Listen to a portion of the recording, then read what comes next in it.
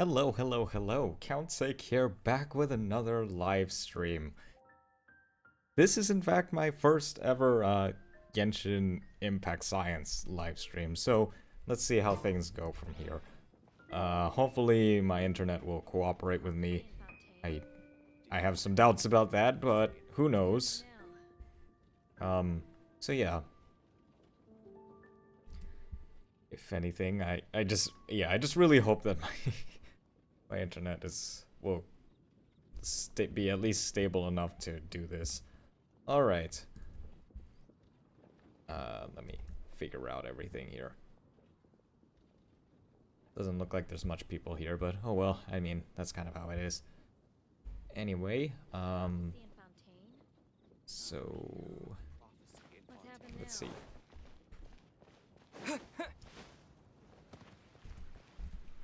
Excuse me.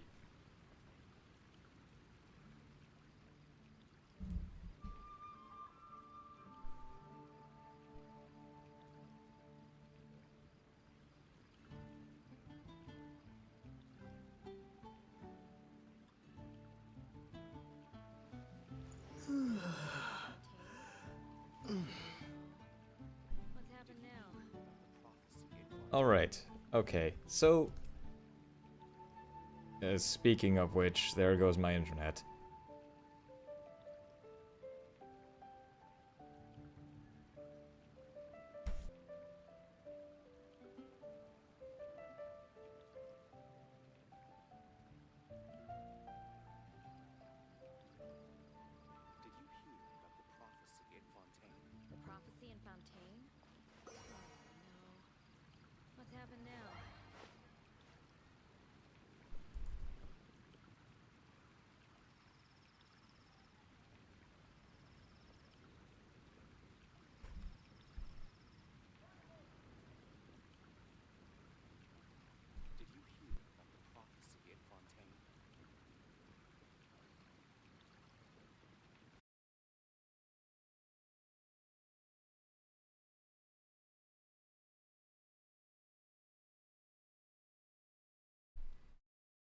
Is the stream alive?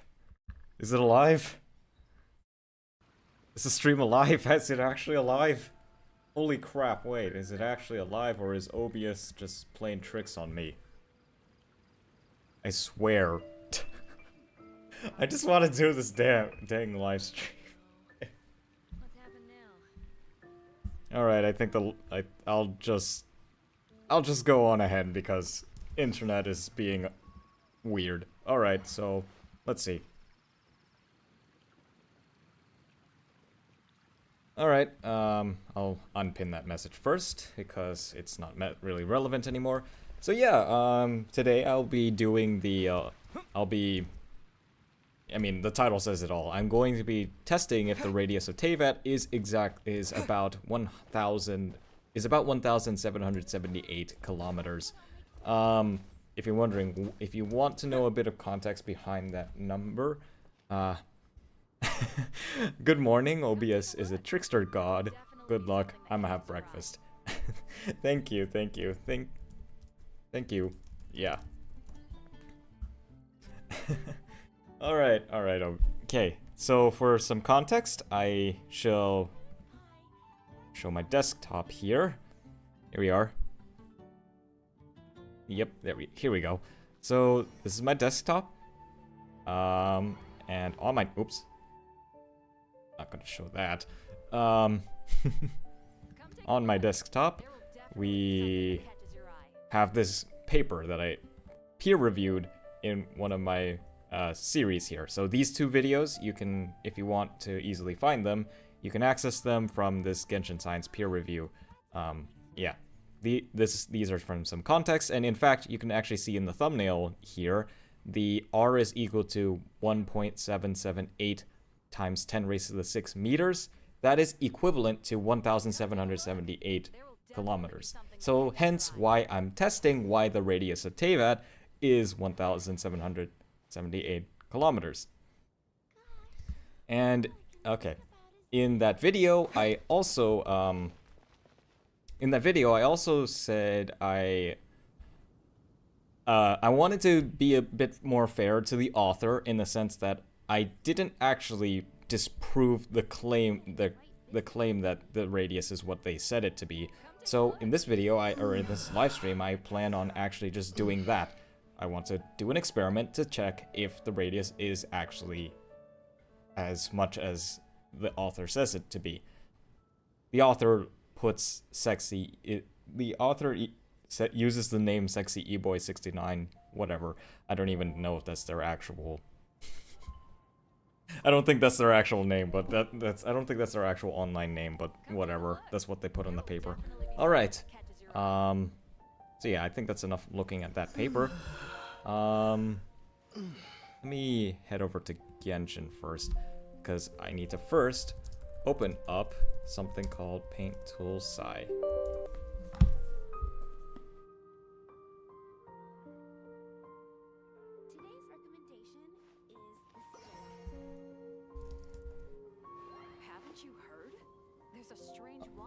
Alright, so in Paint Tool Sci, I'm just gonna head over to the program.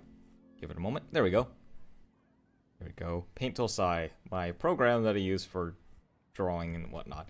I'll also just exit out of Genshin momentarily because it's just kind of gonna be in the background. So, yeah. This first part of the live stream will be focusing on like deriving equations and whatnot. That way we know what the heck we're even going to be doing. So, yeah, let me go ahead and let me just set up everything. Yeah, Genshin will just be closed for the meantime. And I shall simply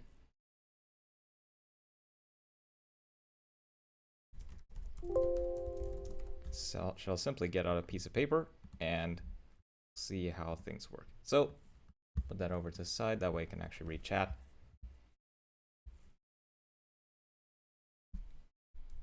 A second here.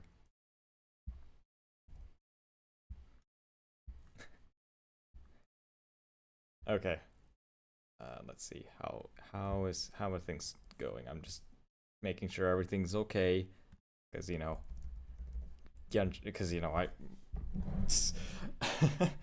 I don't want my internet to just die. Okay. All right. Here I am. Alright, so how would you actually go about testing if the radius of... How do you even check for any radius in that fact? Well, let's start off with just a normal circle. Just a circle. Whoops. Let me try to get this... It's good enough. Let me just get rid of this.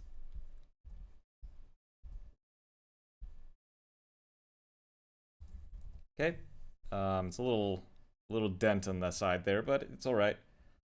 It's alright. So yeah, so the way we were going to be testing this is by, well, we have to first figure out, okay. So here we have some circle. It's gonna represent the planet of some kind. And on the right-hand side, we're gonna assume that we have an object that is that tall. So, I mean, this is exaggerated, this is just exaggerated because that way you can actually see what's going on and whatnot. So, yeah. Now let's go ahead and put some labels here. So this distance here, well, what's the distance from the center to the edge of a circle, or the circle itself? That is simply just the radius. So this will simply be the radius of the planet. And we'll call that capital R. Alright.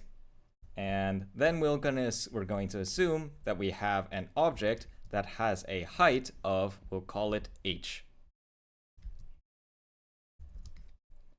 Now, because if you live on a circle, or if you live on a spherical planet, what you can expect is that when you're on like this side of the planet, you're not able to see this object over here. Obviously, you can't see it. Obviously, if you're on the opposite side, you can't be able to see it at all. But surely there must be a point where if you're within a certain distance from this object, you'll be able to see it. So how do we actually figure out what that is? Well, if you know anything about tangent lines, that actually might give you a little bit of a clue. So I'm going to draw a straight line here. And let's draw a tangent line. So let's also refresh some of your vocabulary.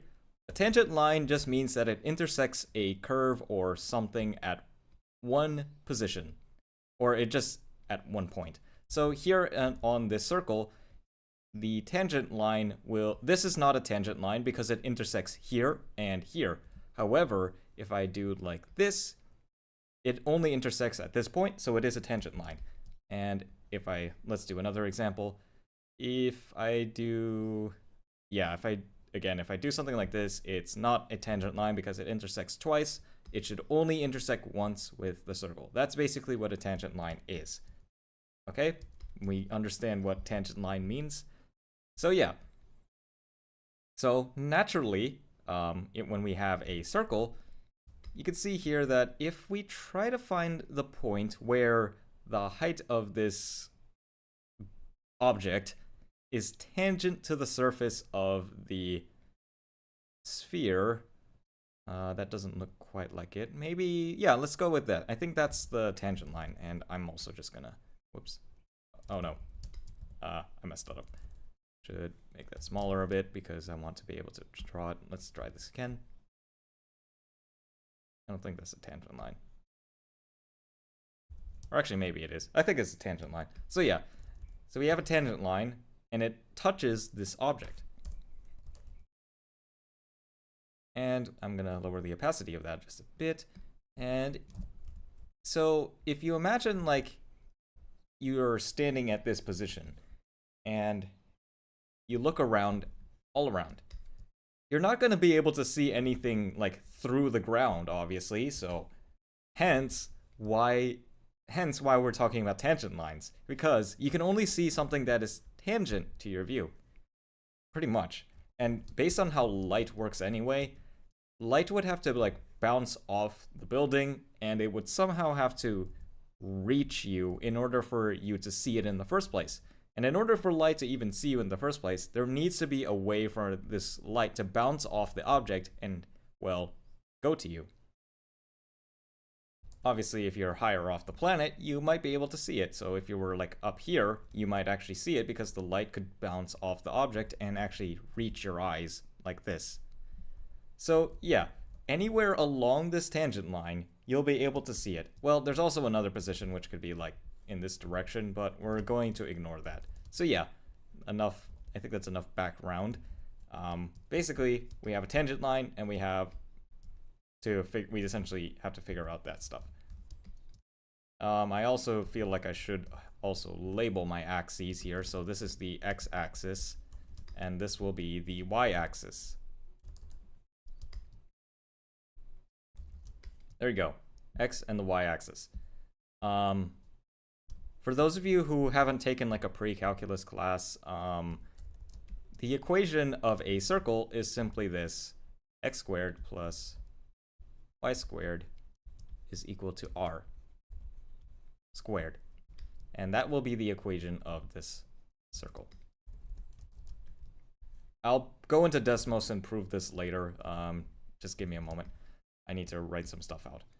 Now, another thing that we need to consider is, let's see, another thing that we need to consider is the distance between this, the distance between the object and the position. And the reason why is because, well, we obviously need to know how far away from the object we need to be in order to not see it.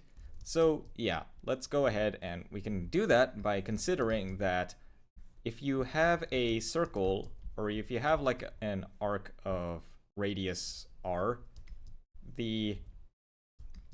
and there's an angle theta between it, this arc length is simply just r times theta.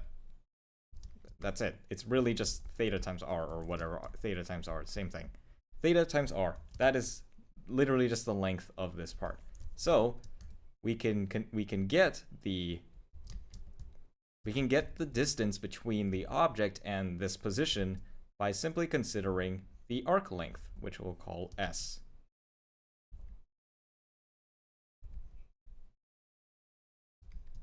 S. There we go. And of course, we also have to consider the angle, just like this. Angle like that. We'll call it theta.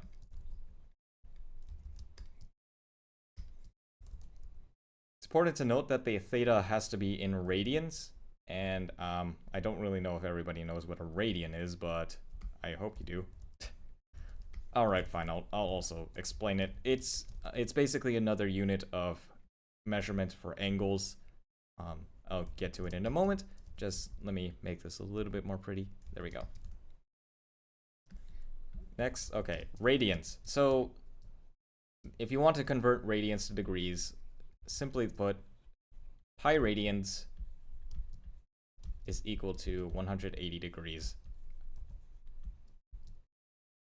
So if you want, okay, if you want to say, you could say 1 radian is equal to 180 degrees divided by pi. And you can also say that 1 degree is equal to pi radians divided by 180. There you go. So if you want to convert from radians to degrees and degrees to radians, this is your conversions. So I'll just keep that in the corner there. And well, yeah. Now, there's a lot of stuff to consider here. Basically, okay, we have all this stuff, but let's go back to our tangent line over here. So, in order to, how do we know what the, okay, first of all, we need to get the equation of this tangent line in the first place. Well, let's start off with some basics. What is the equation for a line? Well, it's going to be simply y is equal to mx plus b. Everybody knows that. However, I'm going to use something a little bit different. What I will be using is something else. Y minus y naught is equal to the slope times x minus x naught. Now, if you're wondering what the heck that all means, basically, you can imagine if you have like some slope, some sort of line like this. I'll just draw that line, draw a random line right here. Or actually, let me try to do it like this. So if you have like a normal line, just a normal line, and it has the equation y is equal to mx. It will simply just be like this. It will simply go across the origin like this. However, when you have a offset, that is what this minus y naught and minus x naught does, what it will do is it will move this, it will shift it over by x naught and shift it upwards by y naught. So, yeah, that's all it really does. All it does is shift the line across. And you know what? I think it's better that rather than just me explaining it, I should probably show it to you guys. So that way you're not going to be too confused. So let me go ahead and open up Desmos.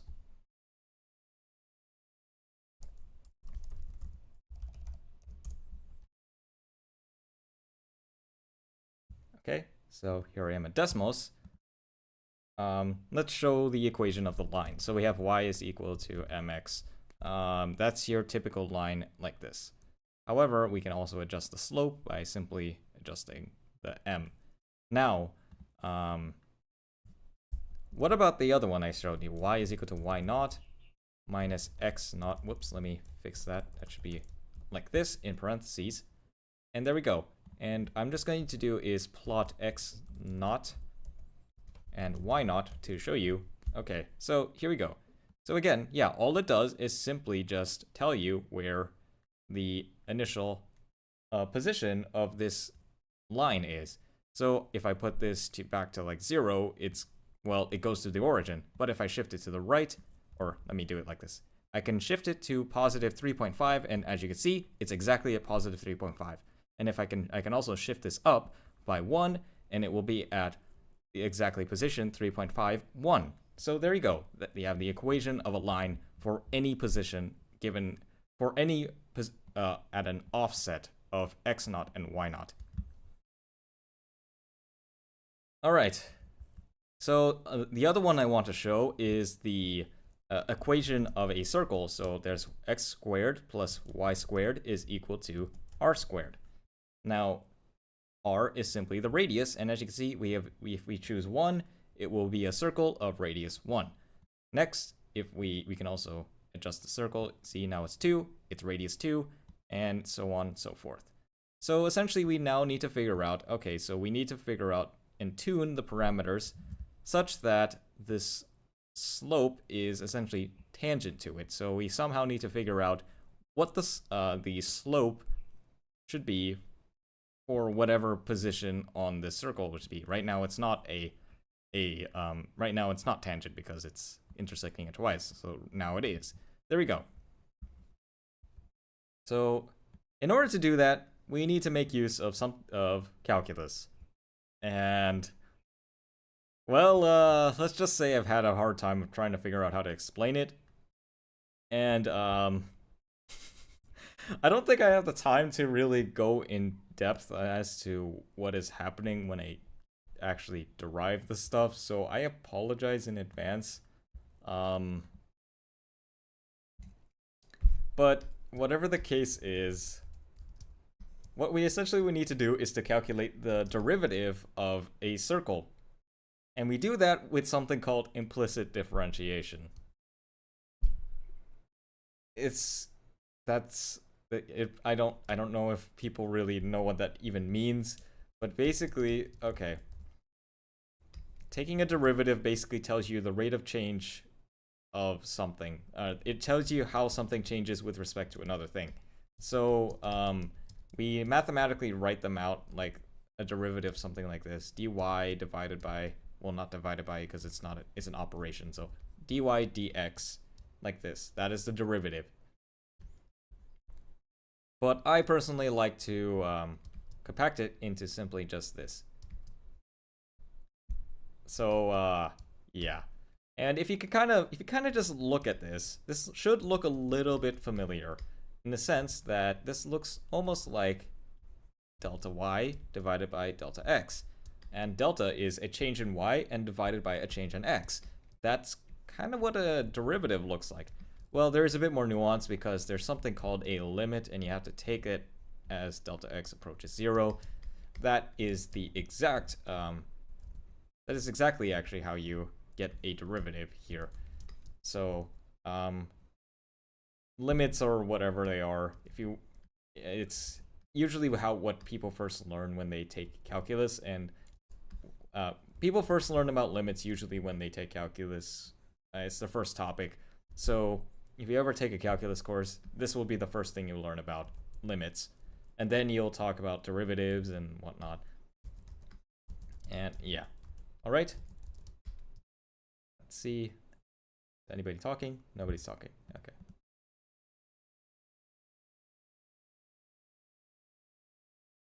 Okay.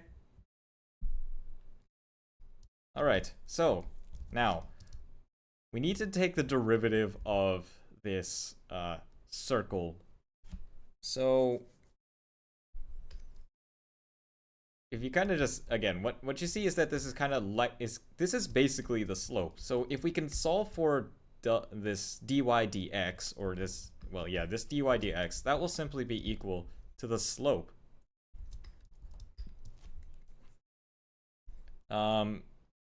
There's a bit more nuance that you might not realize. Basically, when you take a derivative, you essentially kind of get the rate of change at any point along a graph. It's really whatever. You can have like a thing like this. Maybe if you want to take a derivative here, it will basically tell you that. And if you want to be a bit more nuanced, you can imagine like this. You can imagine like there's like some line like this. And maybe, let's see, maybe you can try to find, this is maybe at some point x, and then this part here, this part is x plus delta x, where the distance between that is delta x. And this equation here is f of x And then you basically take the limit as delta x goes to 0 of f of x plus delta x, and you subtract that by f of x, and you divide that by delta x. So basically, you can try to imagine. So basically, you can try to imagine that this x plus delta, this delta x gets smaller and smaller, and it even approaches 0.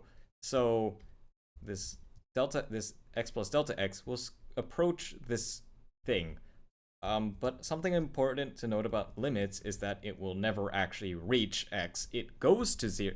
This delta x goes to 0, but it never actually reaches 0. So that's an important that's an important thing to keep in mind.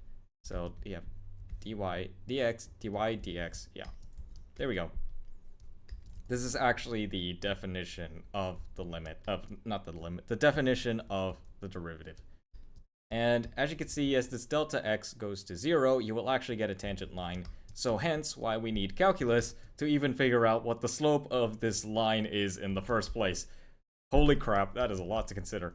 Okay, so why not? I'll just do it on stream for you guys. So what is the derivative of some function? Let's call it x squared. Let's calculate the limit or the derivative of it. Everybody, if you know the answer about it, it's okay. I'll just go through the limit definition because that way people can actually see how this works. So f of x, in this case is simply equal to x squared. And then over here, f of x plus delta x, well, we just take this and put it into whatever we see for x. So this will be x plus delta x squared. There we go. Now let's substitute everything into this equation up here. So the f of x plus delta x is simply equal to x plus delta x squared. And then we subtract by f of x, which is simply x squared, and we divide that by delta x. Now we can actually go ahead and expand this top part. So we have the limit of this at delta x approaches 0, and then we expand this. If you know what that is, it will simply be equal to x squared plus 2x times delta x plus delta x squared. And then you subtract by x squared, and you divide that by delta x.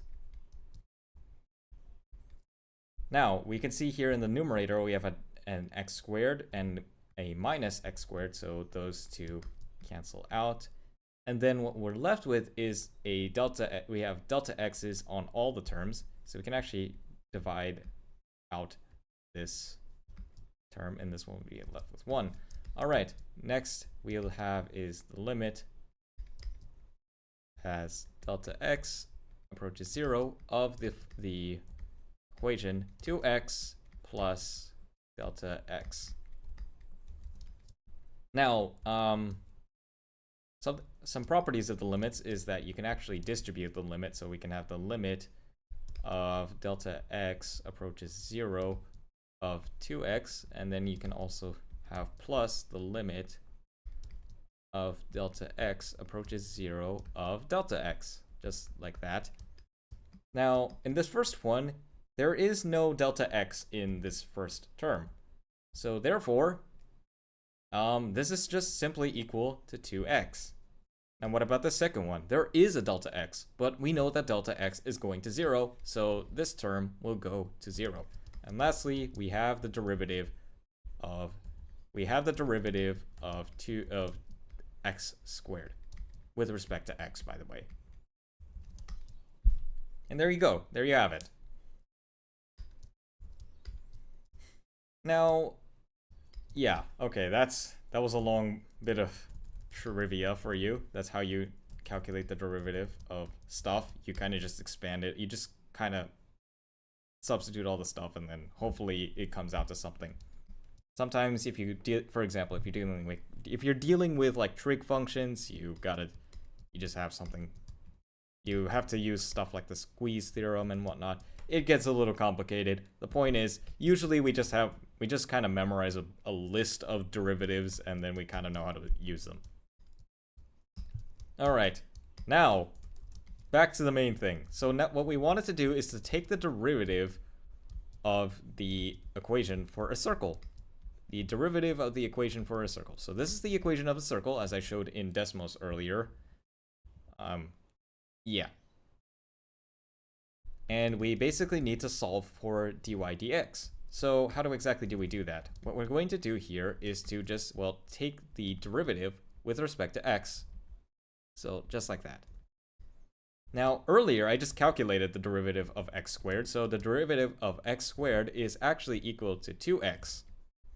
And now we have to take the derivative of y squared. Hold on, what's the derivative of y squared with respect to x?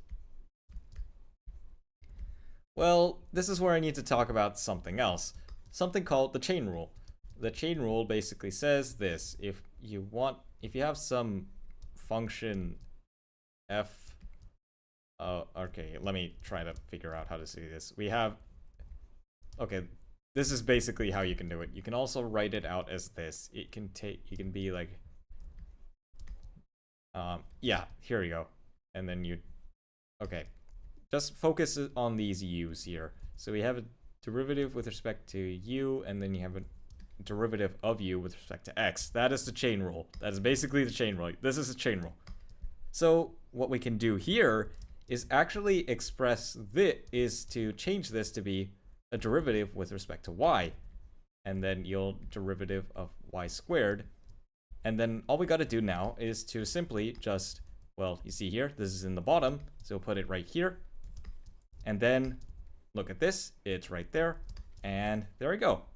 And we can now take the derivative of this, and the derivative of y squared with respect to y is simply equal to 2y.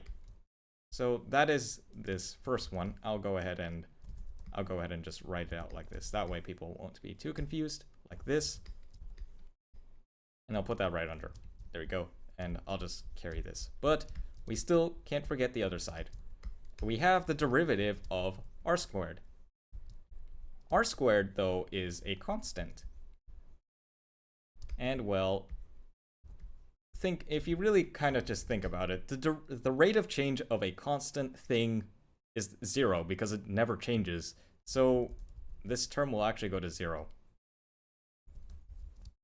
If you want, you could actually... Why not? I'll do it. So the derivative of a constant, we'll just say that constant is k. F of x, well, k doesn't depend on x, so it's just equal to x. F of x plus delta x, well, that's still equal to k because it's a constant. And if you take the derivative of a constant, we can substitute into this formula up here. So f of x plus delta x that's equal to x, not x, it's equal to k, and then you subtract by f of x, which is also equal to k. Then you divide by delta x, take the limit, of course, as delta x approaches 0. This k minus k cancels out to 0, and then you'll just have the limit as delta x approaches 0 of 0, but this limit just evaluates to just 0. So there you go. Derivative of a constant with respect to any variable is 0. There we go. So that's why the derivative of the radius is 0, because we're dealing with a constant radius here. The radius doesn't change as x varies, and that's basically the definition of a circle. The circle is equidistant from a center, so naturally the radius should not change. There we go. So now let's bring down everything, and let me go ahead and highlight this dx dy here in red here, or dy dx, sorry. And then this is equal to 0. Next, what we can do is to actually divide out these 2's here, so we can multiply both sides by 1/2, and we'll essentially cancel out these 2's, and what we'll be left with is x plus y dx, or dy dx, is equal to 0. This is a lot of work. Okay. And all we got to do is essentially just algebraically solve for dy dx. So simply put, dy dx, we can subtract x on both sides and you'll have a minus x, and then we need to divide by y. So there we go. This is the equation for the derivative. Now, that's the equation for the derivative of, dear gosh. This is the derivative of a circle, and it is the slope of the tangent line. However, we can actually make this a little bit better for ourselves. For one, using x and y coordinates for a circle aren't the most convenient. So what we can do is make use of some basic trigonometry. So let me go ahead and draw out a right triangle over here.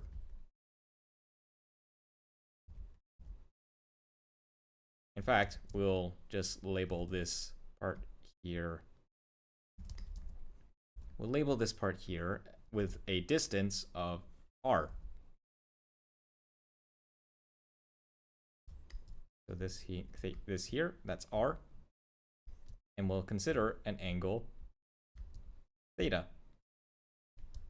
So if you know anything about trigonometry, you might be familiar with SOHCAHTOA. S is for sine, C is for cosine, and T is for tangent. So basically, you have sine of some angle is equal to the opposite divided by the hypotenuse. And then for cosine of some angle theta, it is equal to the adjacent divided by the hypotenuse. And then, well, yeah, that's what the O's and the A's mean. And then T is for tangent, but we're not going to think about tangent. So basically, what we have here is we have an angle theta, and the opposite side of it is this. So this is the opposite. And if you remember, so sine theta is equal to the opposite divided by the hypotenuse. Now the hypotenuse is simply the radius r. What I personally like, but we can also say that the opposite side is equal to the hypotenuse times sine theta. So the opposite side, which is this, it's always relative to the angle. The opposite side relative to the angle is simply equal to the radius times sine theta. So radius times sine theta. And then, well, we now have the same thing, but for cosine, except we have the adjacent. Now, adjacent just literally means next to it, so the adjacent side is this bottom one here. It's literally right next to it. It cannot be the top one because that is the hypotenuse. So this is the adjacent side. So cosine of theta is equal to the adjacent side divided by the hypotenuse. And again, you can multiply both sides by the hypotenuse to get cosine theta. And that is equal to the adjacent. There we go. So again, the hypotenuse is the radius, and the cosine theta is just that. So let's now finish off this circle. Not this circle. This is simply just a right triangle. If you're not dealing with a right triangle, you will have to use the law of sines and law of cosines, which is a bit more complicated, but we don't need that for this video. So r cosine theta. There we go. So if you actually pay attention here, if we imagined putting an x and y axis here, so if you put an x axis here and a y axis like this, r cosine theta looks like x, and r sine theta looks like y. And exactly, yeah, we can literally use that to simply just substitute for x and y as such. So yeah, that's a lot of work. yeah, let me get rid of those x and y's. That way we just have the basics. Holy crap, this is all just for derivation. I still haven't even done any experimentation. The x is r cosine theta, and the y is r sine theta.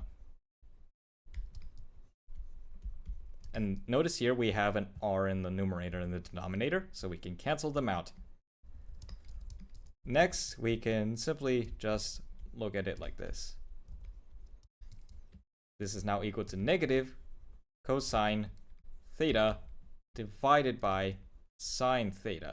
And now, there we go. We now have the equation for our tangent line.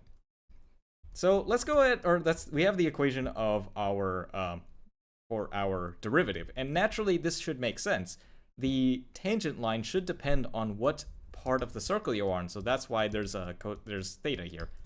And if you really want to know, this is equal to 1 over the tangent function, which is also equal to the cotangent function. But I will keep it as 1 minus cosine divided by sine theta.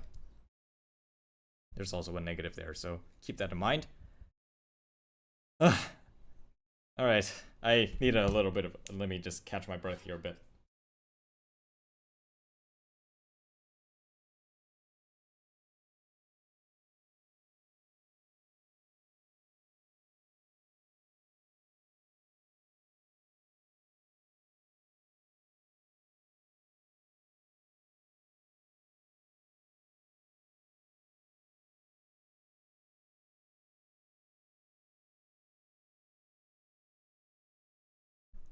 Alright, so I just took a little,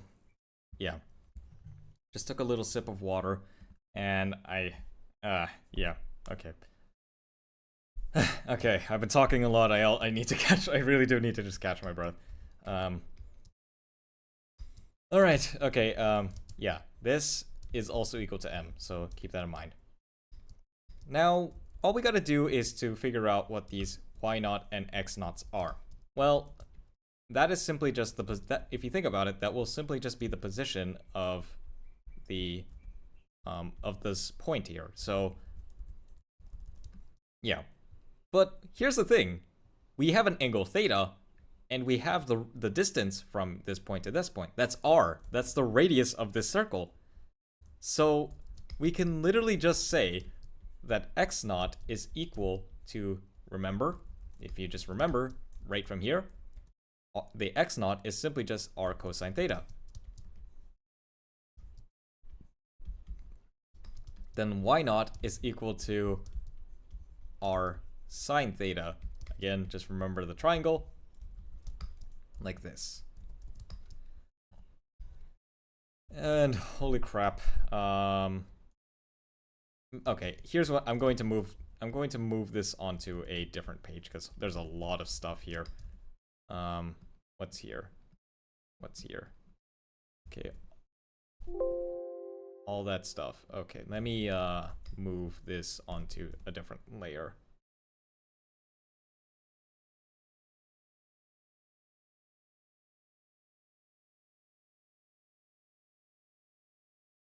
Where did I put? Okay, there you go. I'll just put it there and merge it with that. There we go. All right. Can hide all that, and we'll just focus on the equation of the line now. Double check my audio. Is my mic? Yeah, my mic is working. By the way, everyone, how was my microphone audio? Is it clear? Is it or is my audio clear? Do I need to raise the volume or anything? Just let me know. Okay. Oops, did I mess up something? No, I didn't. Okay, good. Okay, here we go. We have our equation of the line, which is y minus y0 is equal to m. Oh, I should also probably write the derivative here. That way people remember it. So this is negative cosine theta divided by sine theta. Okay, this, remember, just keep that in mind.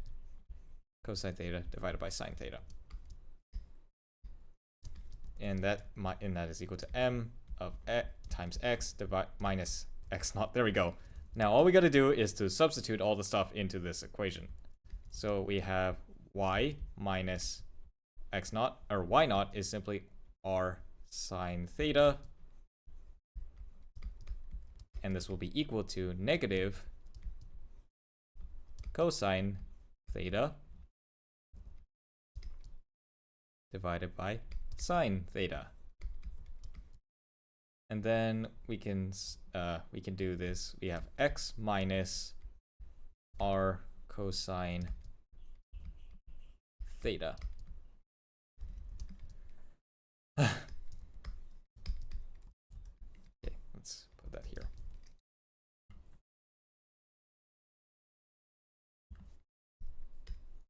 All right. Next, what we're going to do is to multiply both sides by sine theta. We're just kind of simplifying this expression here because we technically do have the equation of the line.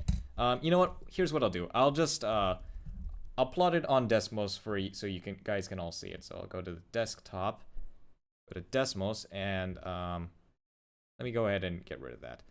And let's also get rid of this, that, and that, and that as well. There we go. So we have the equation that y minus r sine of some sort of theta. I'll just put that as O, and then that is equal to some negative cosine O divided by sine of O. And we multiply that by x minus r times cosine of O. There we go. And then we just have to add a slider for O. Now this is in radians, so I do have to set this up to be for radians.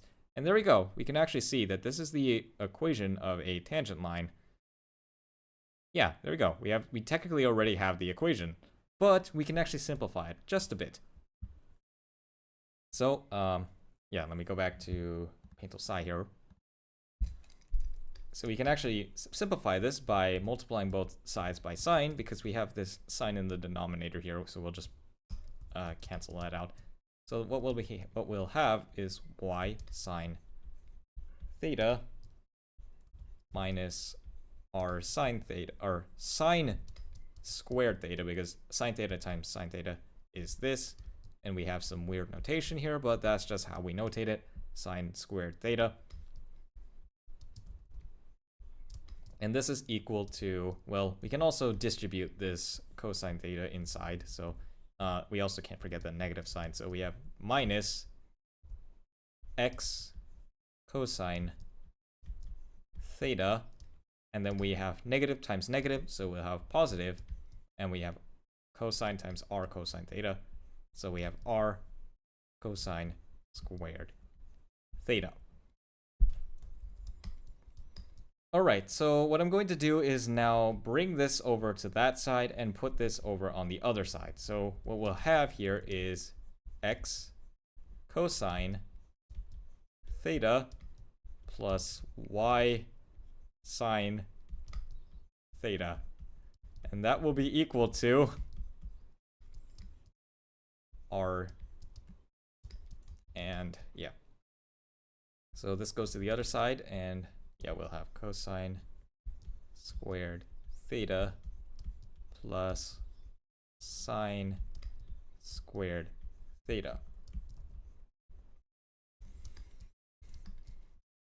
Now, we can make use of a very infamous, identity. It's probably the most important trigonometric identity ever, and it is that cosine squared theta plus sine squared theta is equal to 1. And I do hope it's not too hard to see why that is the case, because let's imagine that this right triangle, instead of having a hypotenuse of r, what if its hypotenuse was equal to 1? Well, then simply put, we just got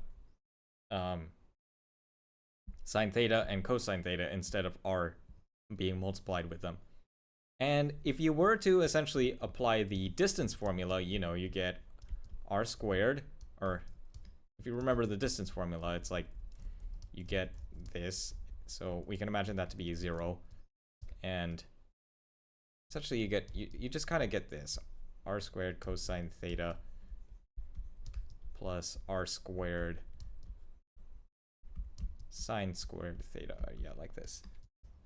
And then what you'll be left with is R squared is equal to R squared.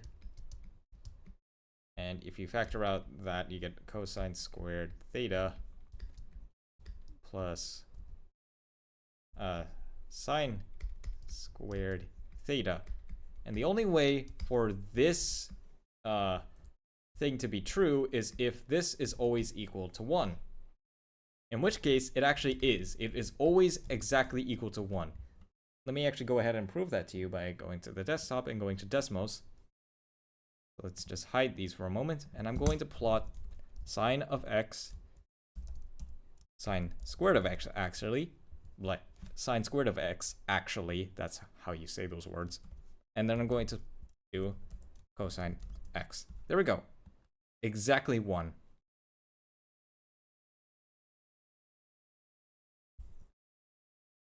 All right. So if we go back to Paintal Psi, we now continue with our derivation. Oops. There we go. So this term here, that simply goes to 1. And at long last, we finally have a simplified equation for our line. So we have x cosine theta plus y cosine theta is equal to r. Holy crap. We finally have an equation, and it's all pretty simple. Just that. That's all it is. And that is the equation of the tangent line. So let me go into Desmos and actually just plug it in. So we had this complicated expression before, but let me actually just go under and plot it. So we have x cosine O plus y sine of O, and that is equal to r. Where's the line? Well, let's actually see. Can't you see it? You can see it, right? It's pretty much exactly the same. Yep, exactly the same. There we go. So now we have the equation of the tangent line, and we don't need to deal with this more complicated thing. But hold on. What were we doing this all for again? What we wanted to do is to figure out the distance that you need to be from some object such that it will not be visible anymore. And to do that, we need to have the tangent line intersect with this point here. And this point has a position of, well, let's take a look. It's exactly on the x-axis, so it has a 0 position on the y. But what about the x? Well, it's r plus h, so that is going to be its x position, r plus h. And I'll go ahead and go into Desmos and plot that right there. So if we give a height, let's just set a random number. I'll put like 2 or something, and I'll plot r plus h and comma 0. There we go. So we have some height here, and I can actually adjust the position. So we need to figure out what the equation of what value of theta such that it will intersect with that point. So how do we do that? Well, we go back to Paintal Psi. What we do is simply just plug in those values for x. So we have that x is simply equal to r plus h, and we have that y is equal to 0. And we plug it into this equation that we derived right here. So let's do that. We have r plus h cosine theta plus 0 times sine theta. And that will be equal to r. 0 times anything is, well, 0. Well, because sine of theta never goes to infinity, so we don't need to worry about that. So it will always be equal to 0. And, well, now we have this. Cosine theta is equal to r divided by r plus h. All we need to do is to get this theta. And theta, in order to do that, we make use of something called the arc cosine function. And that is basically, or you can call it the arc. Yeah, the arc, dear gosh, I can write cursive, arc cosine. You can also see it be written as this, but I hate this notation. Arc cosine of r divided by r plus h, and that will be equal to theta. So let's actually try and plug this in. Let's go into Desmos again and plot and figure out what theta is. So let me just change O to be like some random number. And what I'm going to do here is change this to be r divided by, or not that. It has to be arc cosine of r divided by r plus h. Exactly that. It goes through the exact point we need to be. And in fact, we can adjust the position here. So we can keep adjusting the position and it will give us the exact angle we need. And just note, this is in radians. And as I said earlier, radians is, this is the conversion. So 1 degree is equal to pi radians divided by 180 and whatnot. So we want to, if you want to see what the angle is in degrees, what we'll do is multiply this by 180 divided by pi, and we multiply that by O, and this, from this point, wherever it may be, wherever it's tangent to, that is about 58 degrees from the x-axis. And as you can see, if I put it closer and closer, it gets closer to 0, and it's at exactly 0. And of course, if it's inside the planet, you wouldn't be able to see it at all, so that's why it's undefined. But we can keep going, and in fact, yeah, that's... So now we have an equation for any given radius, like just like that. There we go. And now we have a way we can test the radius for the radius of Teyvat. So what we can do here is measure, is to measure the height of an object. We can measure the height of some object, and we also just need to figure out how far away we need to be from it. Okay, for one last minor detail, that we can figure out the distance, or the maximum, the distance you need to be from the object so that you will no longer see it. So, yeah, there we go. Let's see. So we have S is equal to theta times R.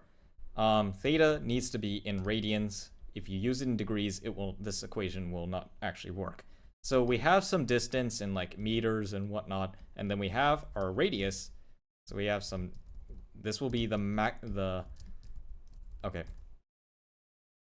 S here, this S here is the minimum or the maximum distance you will be able to see the object, this object.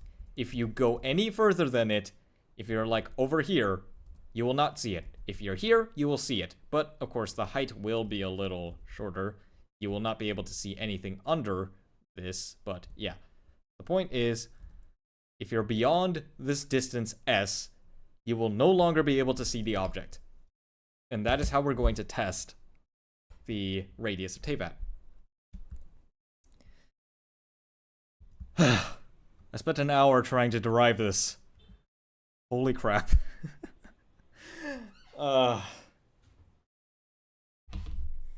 So, I think with that, we can actually finally get into Genshin. So I'm just going to take a sip of water here.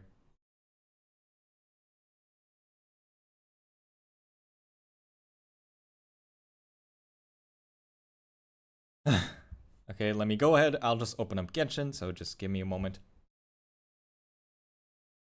How are you guys doing, by the way?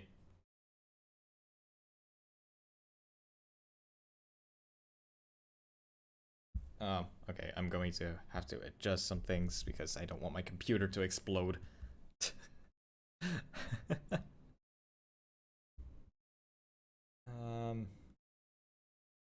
yeah.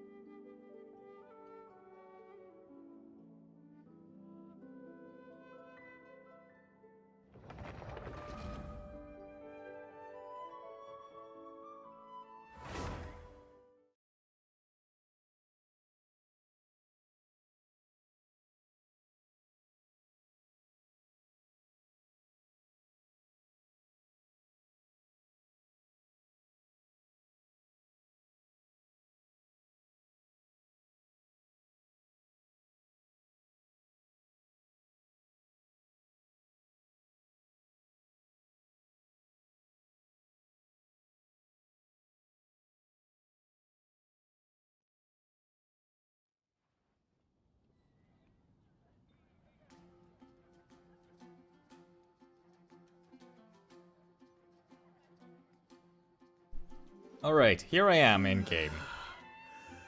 So, let's see. So yeah, well, here we are in game. So, we need to measure the height of an object. And we also need to be able to see it. So, where exactly are we going to find such a thing? So, obviously, it shouldn't be too tall, otherwise, well, you know, it will never disappear from the map. So, where exactly can we go? One place I thought of was to consider some place from Inazuma. Everything there is pretty close to the sea level, so nothing should be too tall. And, well, everything else here is not too high. And everything here is, like, elevated, so I think the best place to consider is somewhere in Inazuma. So, yeah. So what exactly looks like a pretty flat area? Well, there is one place I've thought of. So, and yeah, it seems to be here. And I'll show you why I considered this area. So, actually, maybe to consider the point, let's go to Liyue. Let's go to here in Liyue.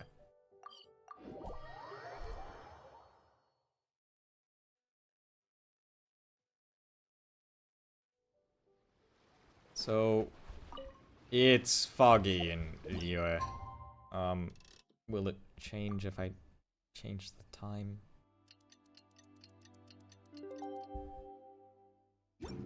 It's still foggy.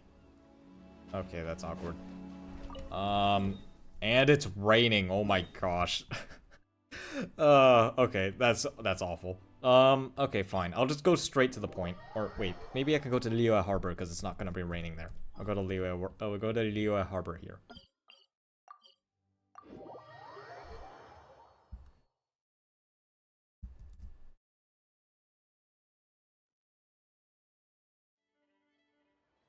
By the way, if you're enjoying the live stream so far, be sure to like and, you know, share the live stream with other people. Maybe they'll like it. Just leave a like. That way, you know, that people like it and whatnot. And if you feel like it, there's also the option. I swear, is there a mosquito in my room? Okay, you know what? I'm just going to pretend I didn't see that. Okay.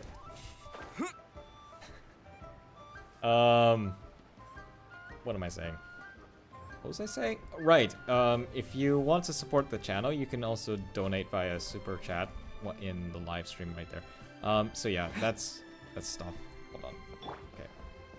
So, let's head out towards the docks over here, and notice that we can see some stuff in the distance here.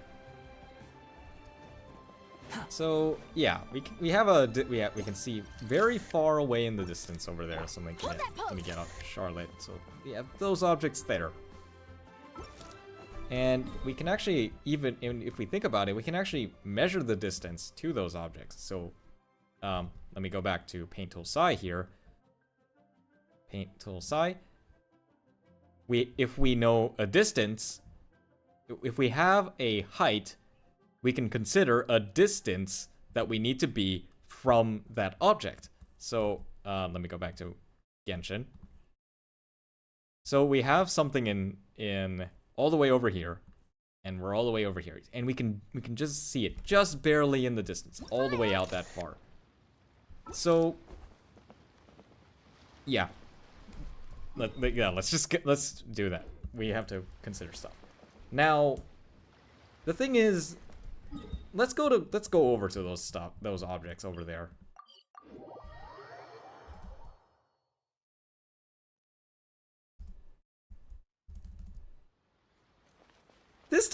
If you think about it, this is pretty tall. So it's like,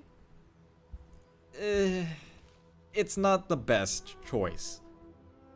However, and you know, it's really far in the distance, so it's pretty tall basically. So it's like, I don't think there's going to be any distance we can be to see something. And in fact, if you actually,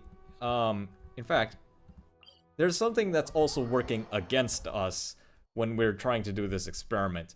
And it is the fact that Genshin will not load the entire map. And, well, I mean, it's reasonable to do that, because that would absolutely tank your performance if they did not hide parts of the map when it's very far away. And we can see here, even from the starting area, we can actually see Inazuma. The problem is, I can't really see that object anymore. You know, the one I was just standing on top of. I can't really tell where it is. It's kind of blending in with this giant island in the back. So that's that's pretty unfortunate. And I can just, there are some stuff over there, but we can just barely see them, and it's not too ideal because those stuff look pretty tall, so it's not the closest thing to the ground. So, even if I go all the way over there, yeah, you could, if I can go over to that island, but trust me, there's not much to really see there. I've tried, I've done a little bit of scouting beforehand, and I found that the best place was actually, well, let me just show you to you. More or less here, by the Spiral Abyss. Come on, Charlotte.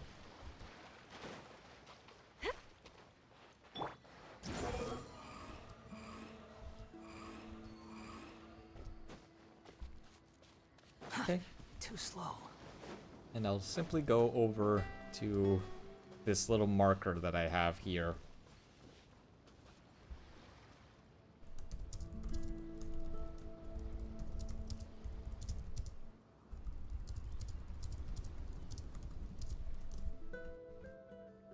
Okay, and I'll just head over to the marker. If I can just head to it. We go, and we should be able to reach it. Just barely close to the edge. So, first of all, one reason why I'm choosing this point is because we're exactly at sea level. So, we're exactly at the radius of Teyvat, so I'm, you know, the 1,778 kilometers. The next thing that I'm also have to consider is that, let me try to get this correct. So, if I take a look at Inazuma all the way in the distance, you can actually see some stuff. And, hold on, can you just barely see something over there? So, let me go ahead and change the time because it's not actually going to be even, because as the time actually varies, I'll set it to like morning. It gets a little misty. So, depending on how you see things, you might not be able to see things at all. So, here. Yeah, right now there's just a haze over things, so that's why I'm specifically choosing the afternoon or close to it. Here we go. And if we take a close look out, everything is a lot more clear, but let's take a very close look at everything. So here we can see some of the stuff we saw from further back, but I think they're pretty tall enough so they probably wouldn't disappear. But, hold on. What exactly is that? This little thing here.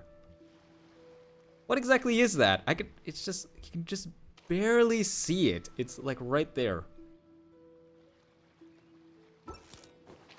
And, well, yeah. That is exactly the thing I am going to be measuring. That thing all the way out there, that just this little faint object. And to prove that is actually a thing, I am going to take a wave rider and go all the way here and bring it all the way back to whatever I was looking at. I do know what it is, by the way. And actually, if you take a look at the map, actually, let's use some clues here. So we have the main island of Inazuma over there. So this is the main island, Narukami Island. Then we have Kanazuka or whatever, I forgot what it's called. That's most likely that stuff. And then we can see just a little bit of a serpent's head. So that should be, the serpent head should be somewhere around here. In fact, let's zoom up really close to find the serpent's head. It's this part.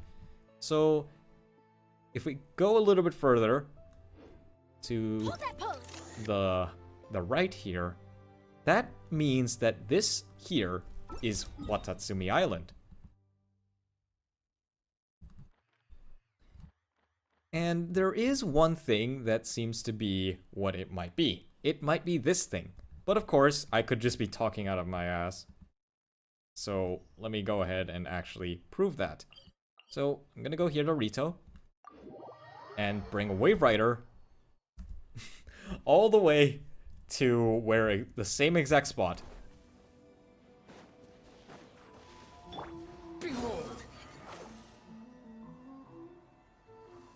I'm gonna bring the Wave Rider all the way to the Musk Reef, and then I'm going to drive it back all the way to the spot. Right there. Okay? The wind rises. So, yeah. I do need a little bit of help from my navigation, so let me zoom in and navigate. And we're gonna be here for a while, so...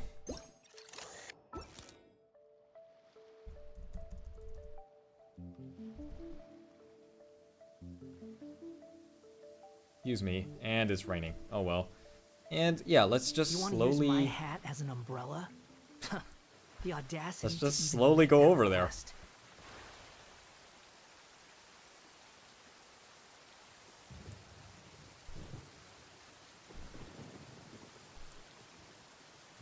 Okay. We'll take a little bit, but... Yeah. So, how you guys been? We're gonna be doing this for a while, so, How irritating. You alright, Moose? Okay. So, yeah, we're gonna be doing this for a while. We'll be going all the way to Musk Reef with the Wave Rider. So, hope you're all strapped in, because this might take a while.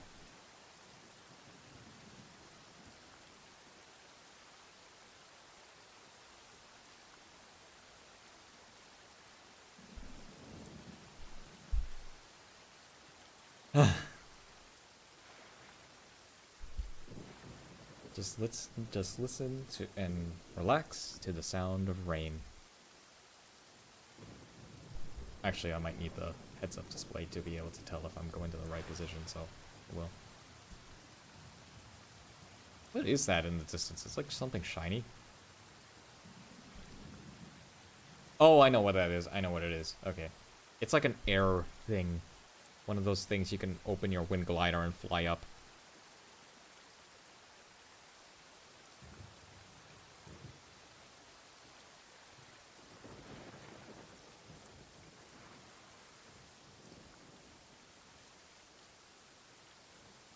Okay.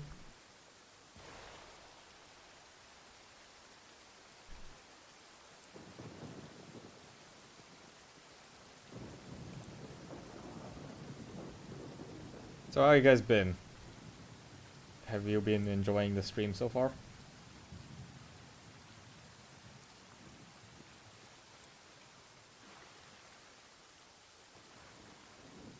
Or is everybody busy and can't really talk at the moment? I don't know.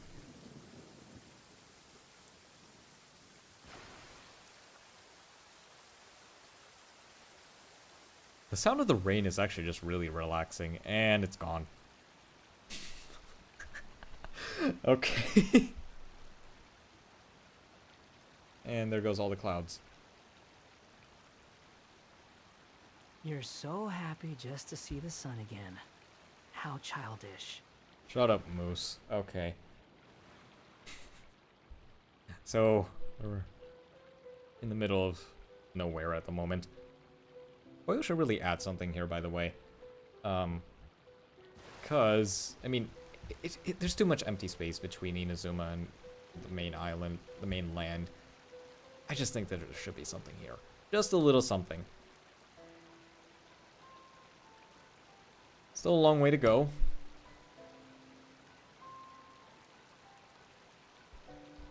And we also have to go back to Inazuma, by the way, because I need to actually, you know, prove that what I'm looking at is what I actually am genuinely making it out to be. So, yeah.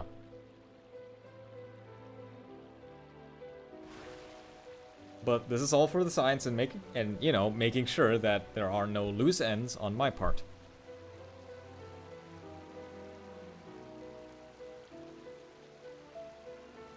Okay.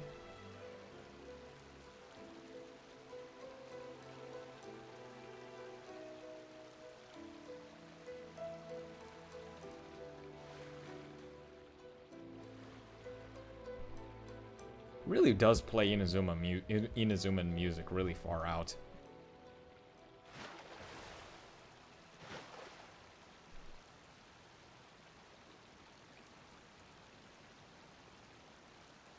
Is that musk reef on the distance there?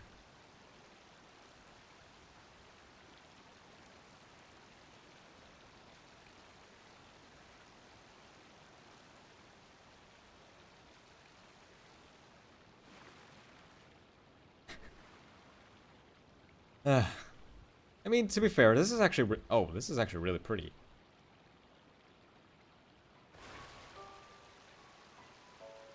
Wow, this is a really beautiful site. Have I ever talked about how beautiful this game is, by the way? Just look at that. Absolutely gorgeous. Things that, I mean, everybody can see it. It's just that not much people want to talk about it. They're willing to talk about it. Okay, we're almost to Musk Reef. And then we'll turn around and find the object that I was looking at in the distance. So, yeah.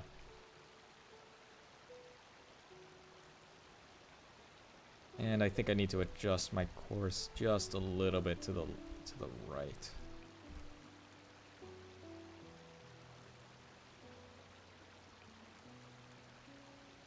Almost there.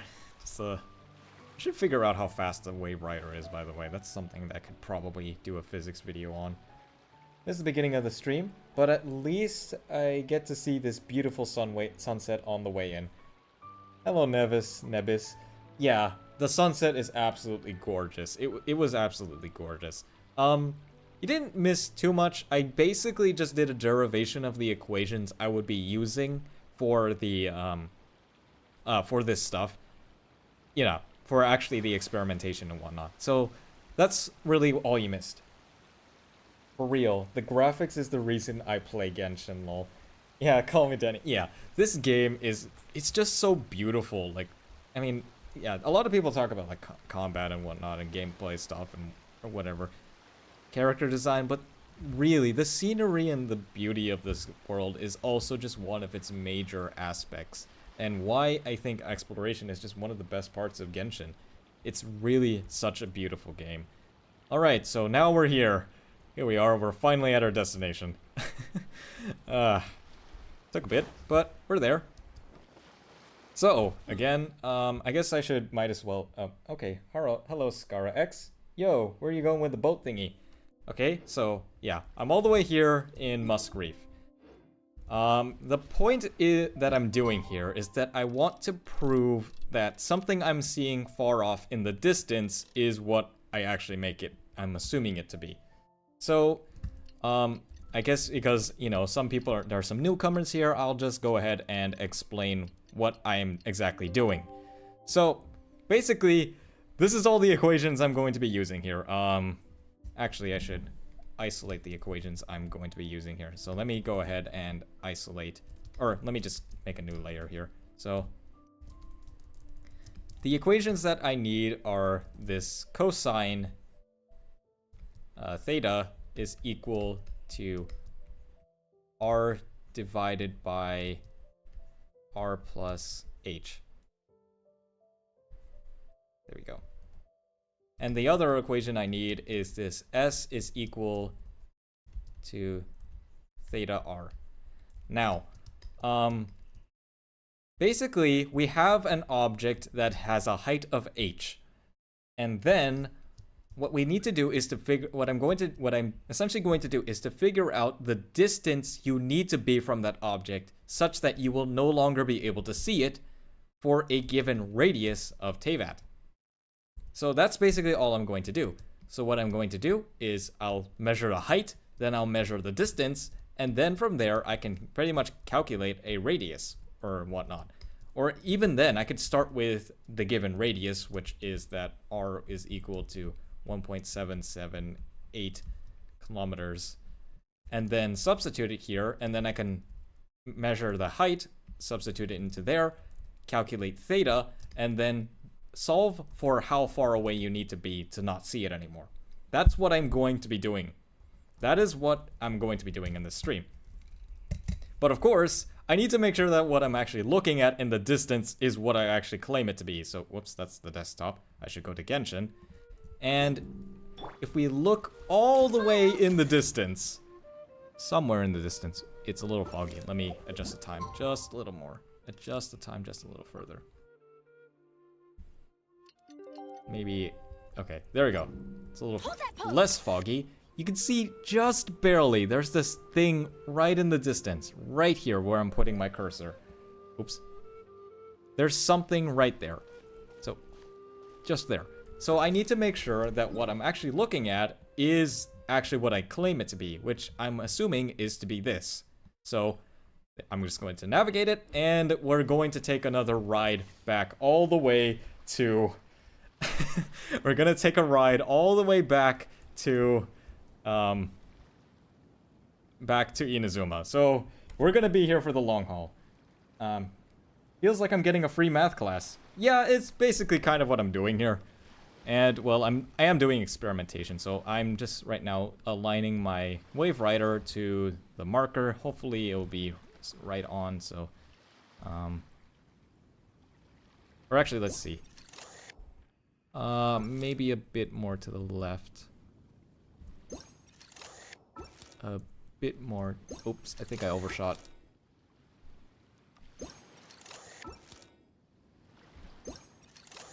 Okay, let's go. Gonna be here for a while.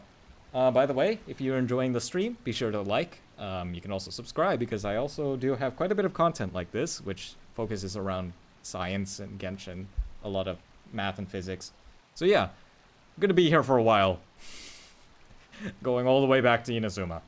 I will not move the camera, that way people know that I'm actually going straight.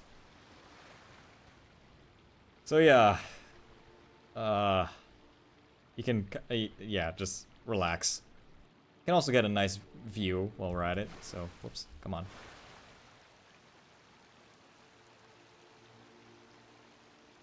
Going all the way back to Inazuma.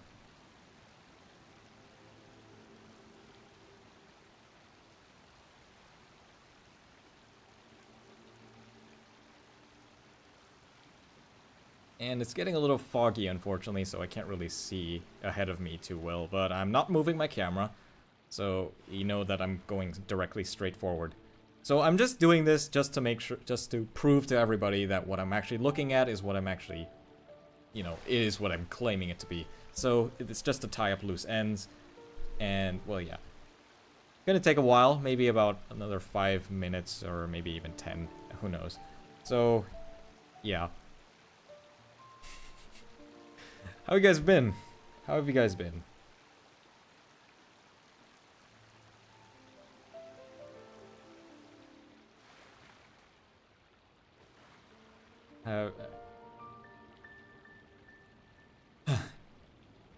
Okay.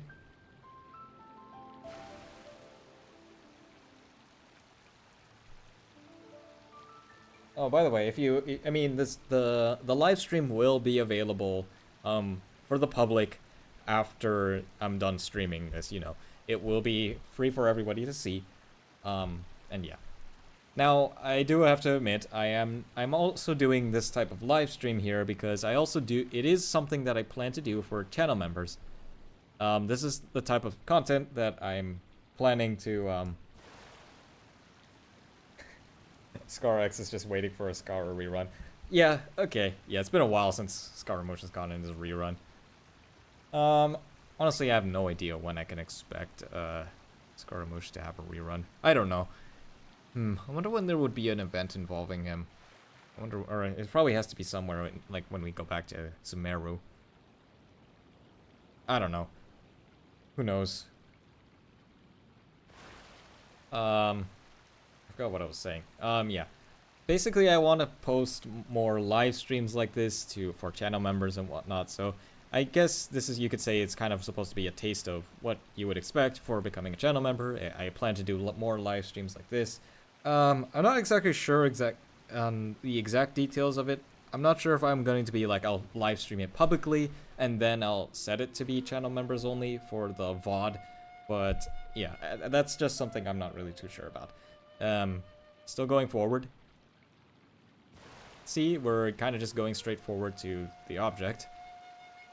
I think that's pretty much what we were looking at earlier, so yeah. Still playing Mondstadt music all the way this far out, by the way.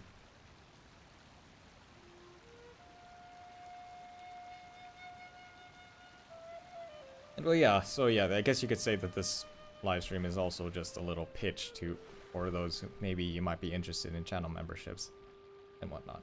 But, of course, up to you. Won't force you to do anything.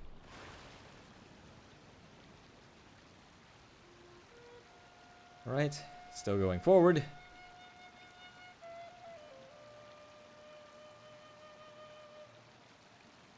Still might be a while. I do feel like I should genuinely figure out how fast the Wave Rider is. That's something I can do. I could definitely do that. I know how to do that. I have an idea for how to calculate that. I'm not sure if I will consider sprinting, because sprinting itself is a bit difficult in the sense that you know, when you're sprinting, you don't constantly run you're at a constant speed, but it doesn't last forever and whatnot. So yeah, basically you can calculate the speed simply by doing v is equal to distance divided by time. You can just you can look forward in a straight direction, move the Wave Rider out some distance, measure the time it takes for the Wave Rider to go that distance. You can measure the distance using the map measurement distance method I presented in one of my main videos. You can go ahead and watch that one and whatnot. Yeah. There's a beautiful sunset to the right, but unfortunately I can't really look at it because I still need to make sure that I'm not moving the camera. That's just for, again, it's just for safekeeping. That way someone's going to be like, how do you know that? So that if somebody's like, how do you know that what you're actually doing, what you're measuring is actually what it claims to be? And well, yeah, that's all it is. Just going along. I guess I should mention that just because I'm calculating the radius of Teyvat and whatnot, or not really calculating the radius of Teyvat, just because I'm disproving or proving something, oh, okay. Nebris says, I'm liking the stream vibe so far. Catching up on some art commissions, and I like drawing, and I feel like drawing a scholar. And I feel like a scholar while I draw pretty boys for money. I mean, that's what is. You can do that. Yeah, I mean, I do. People really, I do have just a random topic on my mind. I do feel like people really just don't appreciate art as much as they should, because people constantly love entertainment, but they don't value it. Like, if you try to ask them, like, how much something would cost, I don't know if they would really be able to tell you it would be worth much. And it's just a little sad to me that, like, things like fan art and whatnot, it's like, you can see it, there's like such beautiful fan art and whatnot. And it's a little bit of a shame that people don't value like art, like fan art and just drawings as much as they should be. Yeah, it's just something I wanted to mention. I was mentioning something here. Yeah, okay. I was earlier mentioning that just because I'm disproving or proving or disproving the radius of Teyvat to be 1,778 kilometers or whatever, again, this is,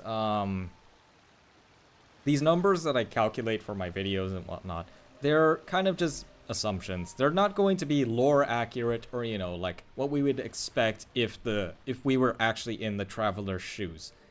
I don't expect Teyvat to be as big as we actually see it in game. I'm pretty sure Teyvat is a lot bigger than what we can actually see. So, in general, yeah, it's just whatever numbers I come up with and for these videos, just keep in mind that they're just for entertainment and purposes and whatnot. It's just also for like education, just to help you guys learn more about physics and science and whatnot. I mean, it also has a bit of practical purpose. Like, for instance, like calculating the speed of players and whatnot. I've done that before. You can calculate the speeds of players. It can be useful to know. Granted, it's not the most useful info. It's more about like predictions and whatnot. Mainly, a lot of the stuff I do for like measuring speeds and whatnot is for distance measurements and whatnot. So yeah, I think it's pretty safe to say that whatever I was looking at is that thing. Yeah. I'm off by a little bit, but granted, I didn't move my camera or my mouse even just a little bit. So keep that in mind. I didn't even move my mouse a bit, and we still ended up at this thing. So this is the thing we're going to be considering. This is the thing that we're going to be measuring the height for. Oh, dang it. I didn't collect that object. We're finally here, and we can now go on with the actual experimentation. So, before I move forward, I do need to have a little, do a little bit more background, of course. So I'm gonna go back to Paint Psi. So we have to measure the height of an object, and we can measure the height of that object by using the glider. So we have the glider, and then we also have the time fallen. The time of the fall. There we go.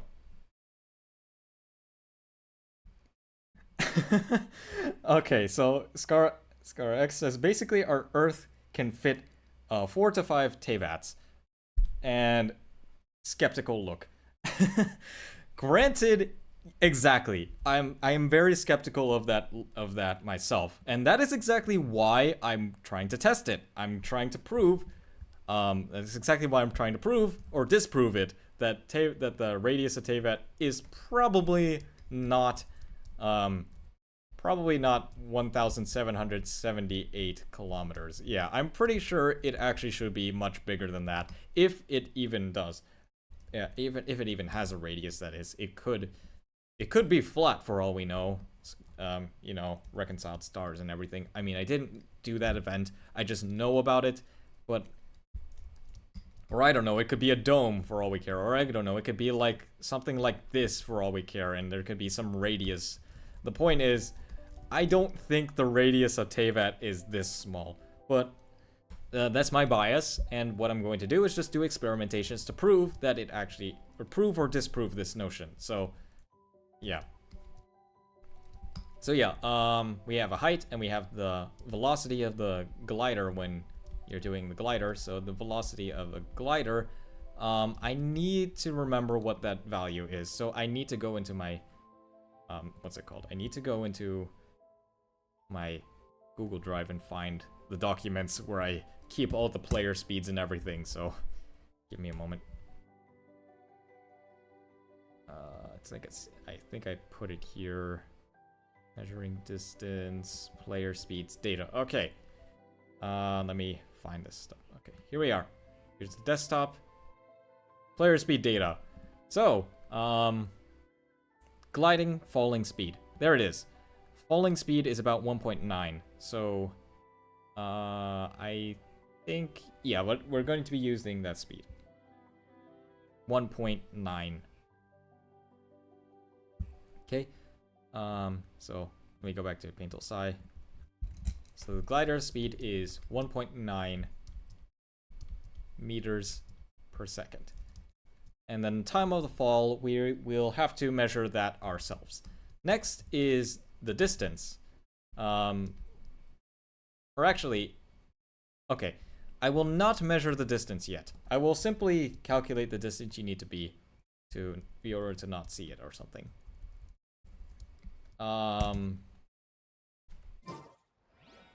Okay, let me go back to Genshin here for a moment. So, okay. Again, this structure is a little tall, but maybe we can see something from it from all the way in from all the way in Musgrave. So let me go ahead and teleport all the way back here. And I will. Are you kidding me? It's raining.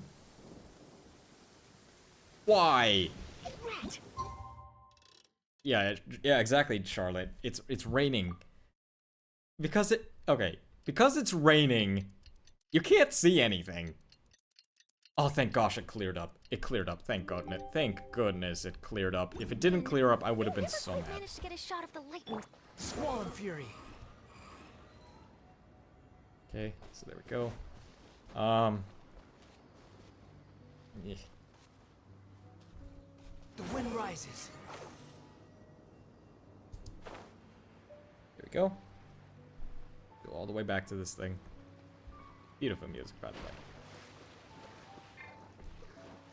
Moose, get up. Get up. There we go. Alright, so all the way in the distance. What can we make out from that structure? So we can see the arch. We can just barely see the arch. It's pretty hard to see because there's not a lot of detail, so let me...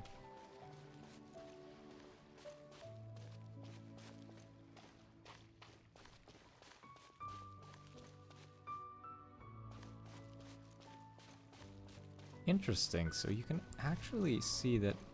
Huh. I'm actually a little interested about like how going up and down you can actually see more. So I'm just trying to figure out some stuff here. So the amount of detail you can get out. You know what? I'll take a screenshot. I'll save that to my gallery and then I'll put it into a I'll just give me a moment. I'm gonna open up the picture. Let me find it. Where is it? Program files, Genshin Impact game, screenshot. Alright. Should be in here.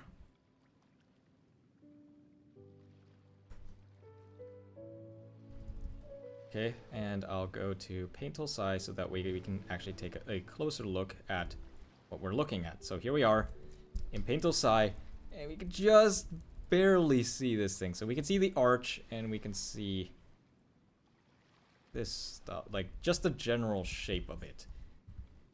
Interesting though, we can't really see the stuff below it. Huh. It actually might have... Does Teyvat actually have a bit of a radius to it? Or is that actually a camera thing?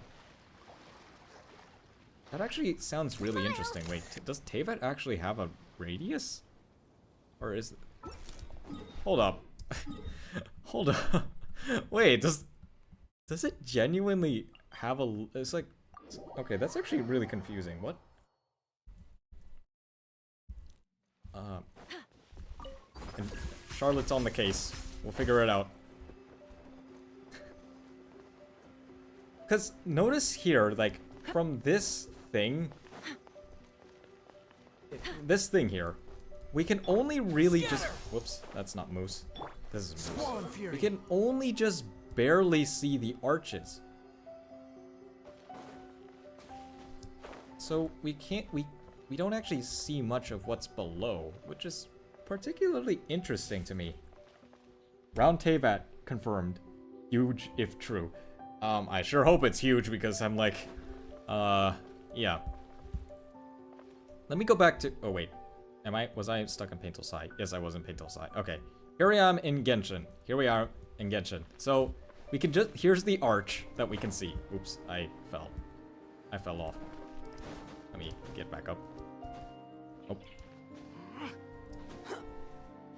Is it just me, or is the stream frozen? Oh, that was my fault. Sorry, call me Danny, that was my fault. I forgot to switch scenes. So yeah, here I am in Genshin.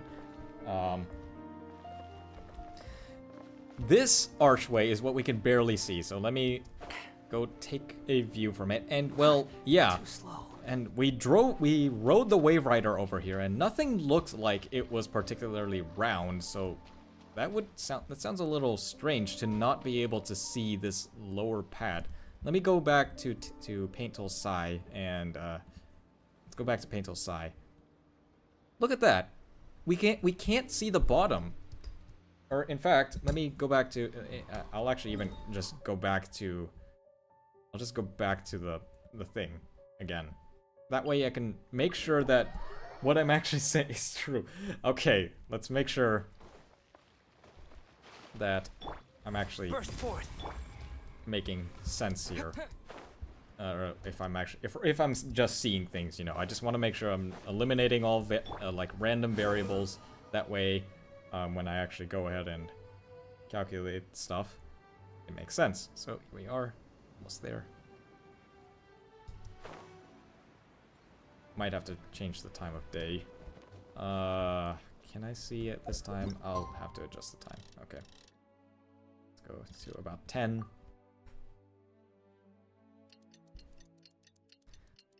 I actually never noticed that, by the way.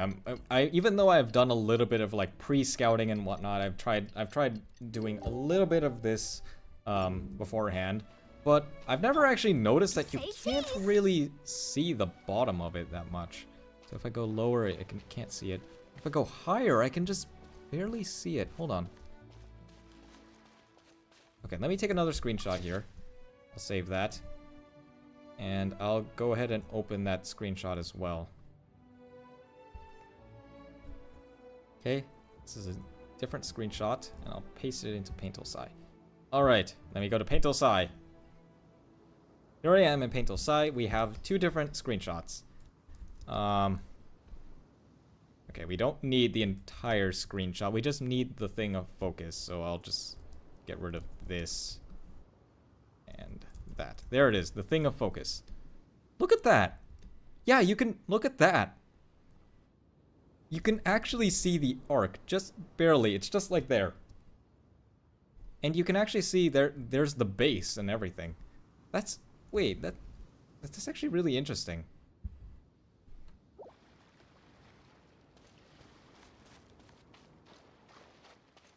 Is Teyvat actually not flat? Holy crap, wait, what? Is Teyvat actually not flat? In game, at least. In game. I'm pretty sure that Teyvat should be flat, at least in game, because that, I mean, I've never seen a game that would make its world rounded. So that, to me, I'm not sure if this is just is it just a camera thing?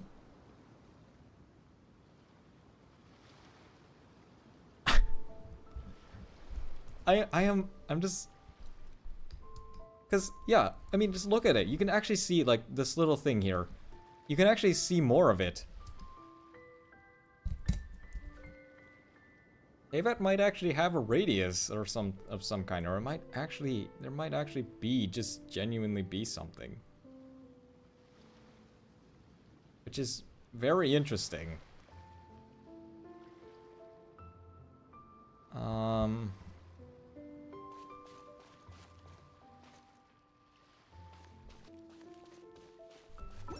Okay, so if anything, I'll stop speculating right now. I'll start actually doing the actual experiment. So let me go ahead and go back to Genshin. I feel like I'm watching Galileo work right now. Yeah, okay. That's pretty funny. Okay. So. Okay, let's head over to the thing and actually start doing a little bit of measurements. Let's actually do some measurements. We'll go here. And yeah. Hold on. I'm thinking. I'm trying to think here. Should I measure this thing, or should I measure from something higher? Because, you know.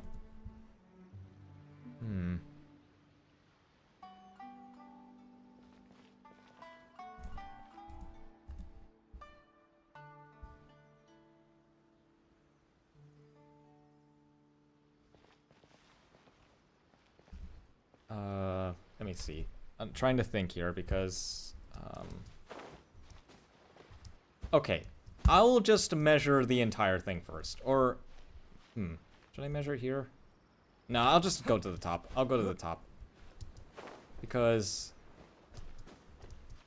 yeah, okay.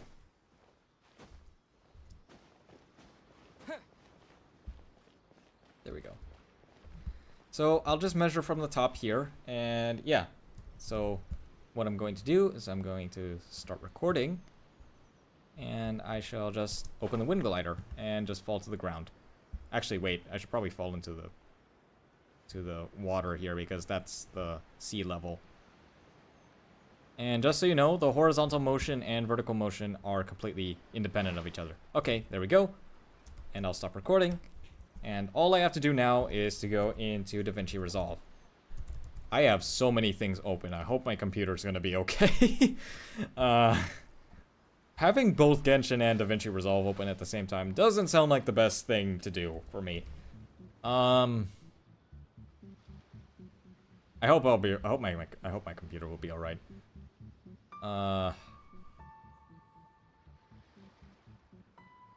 Okay. Gliding speed. Okay, I'm actually just making sure of everything. Distance with the map. I also need that.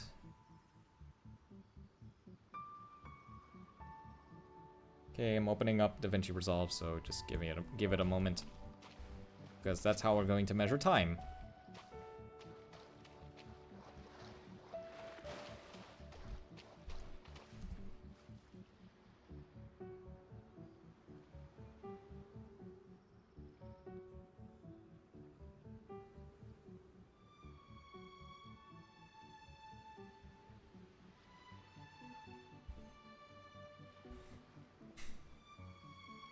Okay, and now I shall open DaVinci Resolve. Here we are, DaVinci Resolve, and all I'm going to do is to bring that that specific clip into DaVinci Resolve. So here's the clip,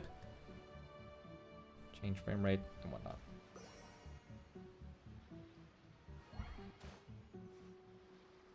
How long have I been streaming, by the way? 2 hours. Wow. Oh. Is my stream okay? Yep, it is. Okay, it's alright. And let me bring it up to speed. Okay. Where am I? Okay. So, we're gonna bring this clip in, and yeah. Well, all we're going to do is simply... Oh, okay, let me actually pause the game. Gonna move forward here and just figure out when I open my wind glider here. So this animation, so we see the start of the animation for the wind gliding opening. So I'm gonna make a cut there and delete the earlier part because we don't need it. And here we'll wait for the wind glider animation to completely close, which is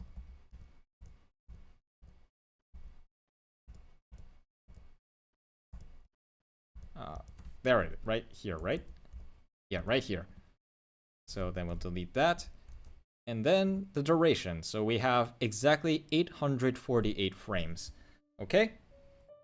848 frames. So let me hide some stuff and go to Paintel-Si. Okay, there we are. So for our time, so the time of our fall, we have 848 frames. However, we have in meters per second, so we have to convert that to seconds. So now we have the height of the entire thing.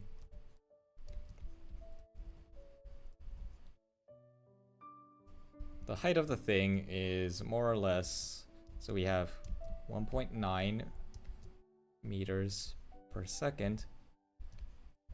And we multiply that by 848 frames. However, we have a unit of frame here. That should not be frames. That should be in seconds. So what we do is multiply by that there are 60 frames in 1 second.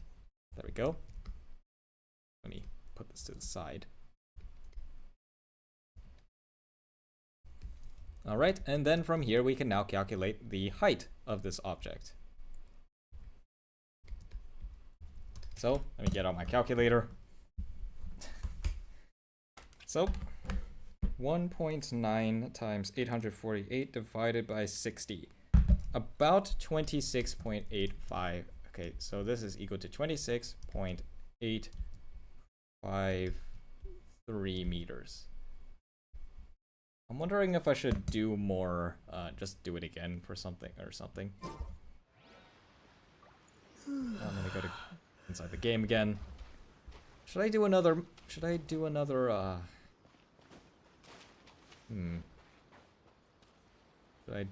one? Then just take the average. Oh, why not? Well, one more. That way we have 2 samples of data. Game is a little laggy because I have a lot of programs open. Oh well. Game is beautiful again. Just really pretty. The sunset and everything.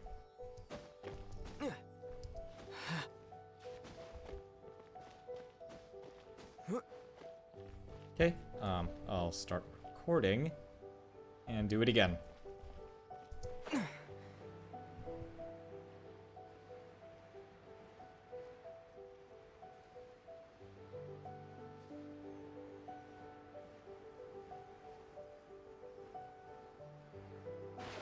There we go. Okay, stop the recording, and I'll just put it into DaVinci Resolve once more. So here I am in DaVinci Resolve. Let me bring you to DaVinci Resolve, that way you can actually see what I'm doing. Here we go, another clip, and let's just do it again. And then we'll take the average of the two. So first frame. There we go. First frame, cut, delete, then wait for the wind glider to close. Frame by frame.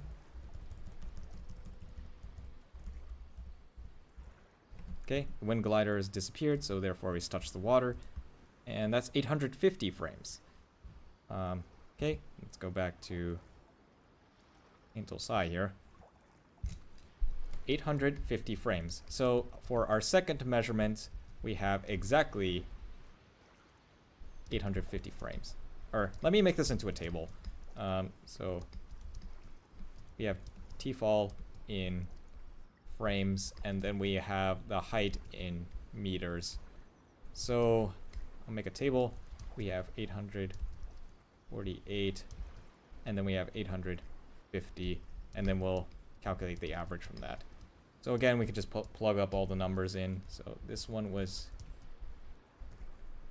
26,853. And then we'll just calculate the same thing, so except it will be 850 frames.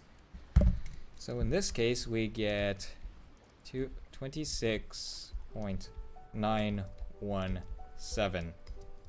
Then what I'll do is take the average of that. So simply take the average of the heights, and then we'll consider that our height for the object. Divide that by 2. There we go. And we get 26.885. We'll just go with it, and that will be our height. So we'll assume that the object has a height of 26.885 meters. And of course, I'll just put this over. I'll delete it that way. You can always calculate it later. All right. With that, we now have to get or actually, okay, here's what I'm going to do now. What I'm going to do is to calculate the distance you need to be, that way it will be completely invisible from the player. Excuse me. Okay, so let's do a bit of algebra.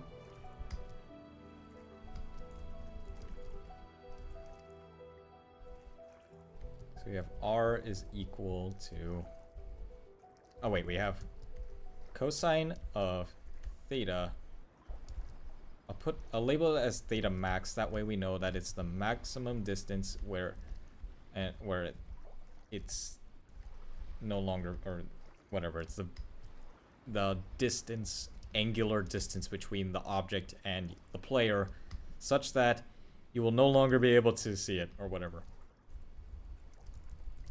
Okay, then R, we have 1,778 kilometers, and then the denominator, we have 1,778 kilometers, and then we have something in meters, which is 26.885.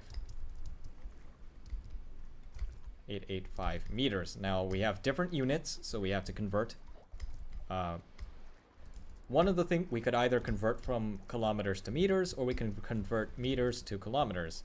We only have one thing that's in meters. That way I'll just convert meters to kilometers. So there are 1,000 meters per kilometer. Just divide that out like that. Let's also move this a bit, that way it doesn't get mixed up with this thing.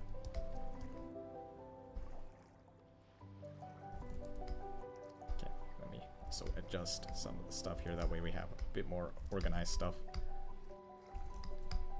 Oops. Alright, so from there we can use the arc cosine function. You know, you can... Why not? We'll do it like this.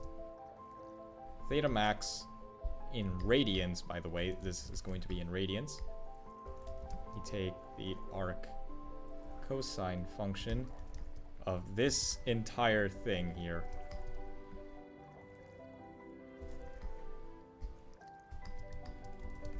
And theta max, it will be equal to, so let me go ahead and calculate that out, inverse cosine of, or arc cosine of 1,778 divided by 1,778 kilometers, and 26.885, divide that by 1,000. Hold up. Am I in degrees or am I in radians? Hold up. Okay, I'm using a calculator and I have to remember if my calculator is in degrees or radians. Okay, my calculator's in degrees. Fine. Okay, we're gonna have it in degrees first. So we have 0.318 or 315 degrees. There we go. It's in degrees, but we need to convert that to radians. Otherwise this formula will not work. So we have to first convert that to radians. So here we have pi radians for every 180 degrees. So the degrees will cancel out and you'll be left with radians. So this will be equal to, we have pi times the number divided by 180 degrees. And then we'll have a really tiny number for our radians. So I'll use scientific or notation. So 5.44 times 10 raised to the negative 3 radians. There we go.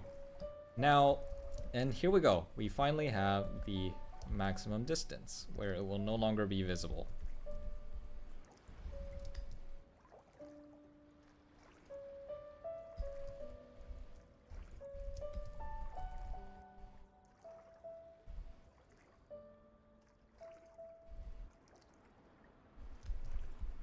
And that will be equal to theta times r. So theta is equal to,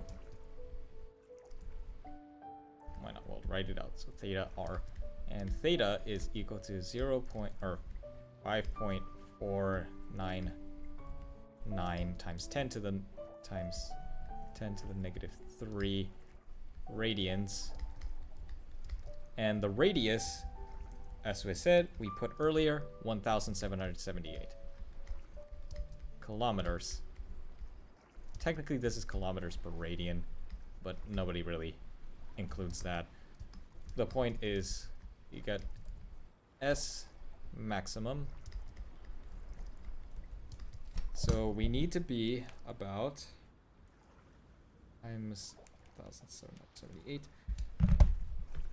So we need to be about 9.778 kilometers away from the object to not be able to see it.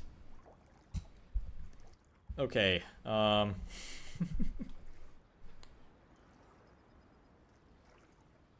this is a little... Okay. I think 9 kilometers... okay, let me just... Rather than, actually measuring a distance, let me do something instead. Do I have a... This is in Fontaine. Do I have something in... Do I have something in, Inazuma?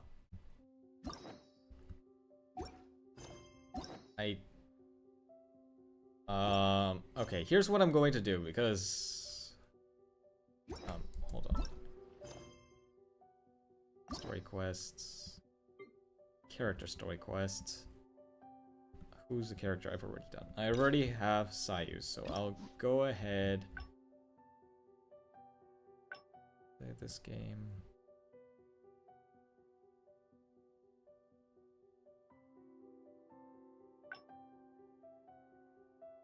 I'll just, I'll simply just do this.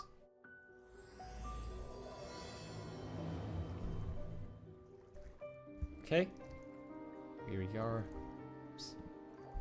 So, we'll exit, and now we'll have an active, you know, we actually now have the distance itself shown to us. It's a little far away from our actual point, but to get an idea of how far away 9,000 kilometers is, or not 9,000, 900 meters. Yeah, we're only 5,000 away.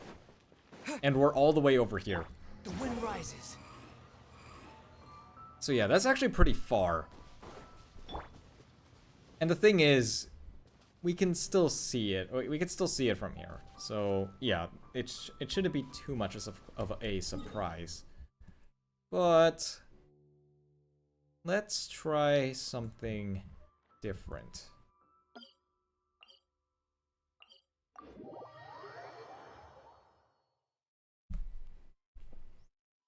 I'm pretty sure Sumeru will be a little bit closer, so you probably will still be able to see it. Oh, it's 7,000. But it's closer to this one by maybe about a factor of some amount. So yeah, I'm not sure if it's the most useful measurement. I would, yeah, okay, it's definitely closer. You're able to see it. I think it's definitely closer than. Do you think I would be able to see it from here?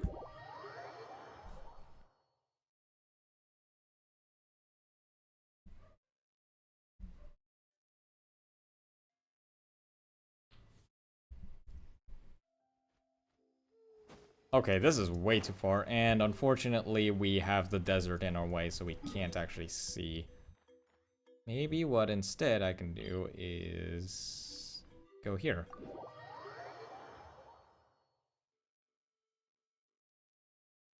I also am just going to close out DaVinci Resolve so that way my computer doesn't explode from overheating.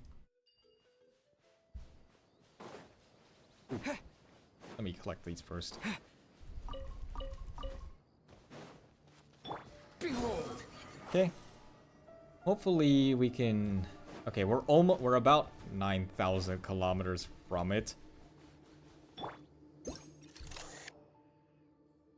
I think I could see it, but we're high off the ground, so that's not really a fair comparison. So maybe we can go a little bit lower, but we can actually just barely see it. But the problem is that we can't get low enough to the ground. That's unfortunate. Oh, I'm gonna, Paimon, I'm gonna die. Paimon, please. Wait, Paimon. Holy crap. I didn't realize my stamina was so low. I mean, I wasn't gonna die, but I... Shut up, Paimon, okay? too slow. So, we're not close enough to the ground, though, is the problem. We need to be closer to the sea level. How about we explore the Oh, area come on, ahead of us Paimon. later?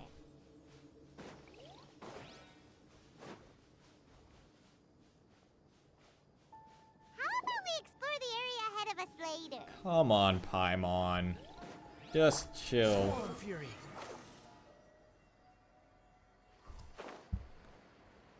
Still can't see it, though.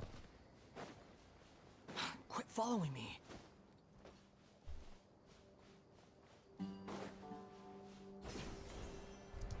Why is there just a random thing here? We can't go into the canyon, and yeah, this is gonna be too low. Alright, let me try something different.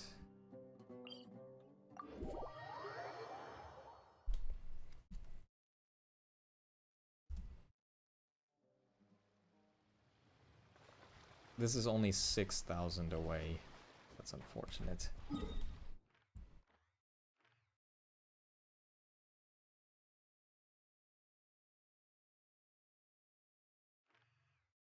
Oh, but it is a little bit further. But it's not going to be 9,000. Okay.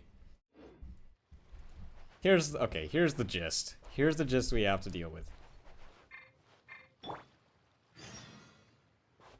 We definitely, okay, here's the thing. I want to point out something here first. Behold. The structure that I've been trying to look at, I don't think is even visible from that far away. So, that's a beautiful sunset, by the way. Or sunrise. That's beautiful. Especially since this is the starting area. I'm pretty sure that if you take the boat out, you probably will be able to... Oh gosh, let me see if I can... Let me change some things here. Witness my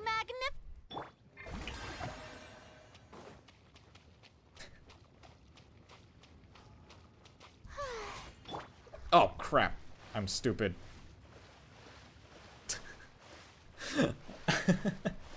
Don't mind my stupidity, okay?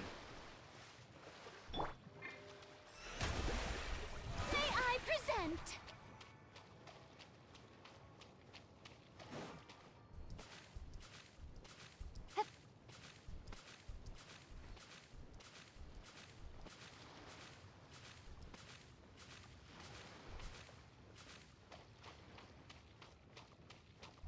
The show begins. Okay. Quite far out.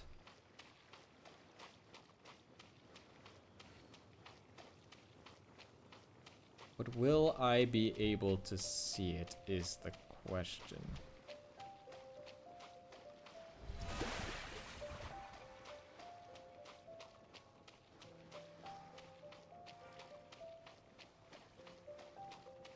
A New Day with Hope is a beautiful song, by the way. That's the name of this song right now.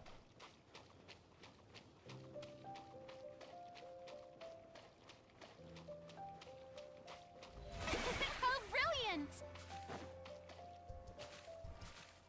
Are you kidding me?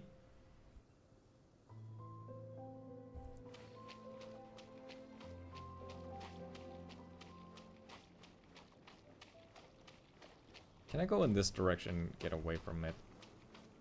May I present? Because I need to be clear. I need clear skies.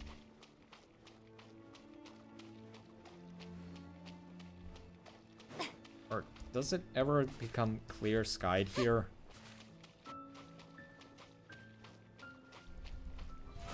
How brilliant! I don't think it does.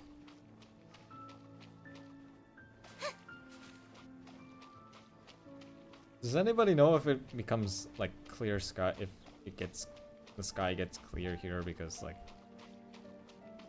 it's actually a pretty Okay. I think the fog clears up once you do the quest.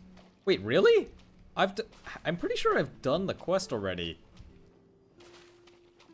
Or which quest are we talking about?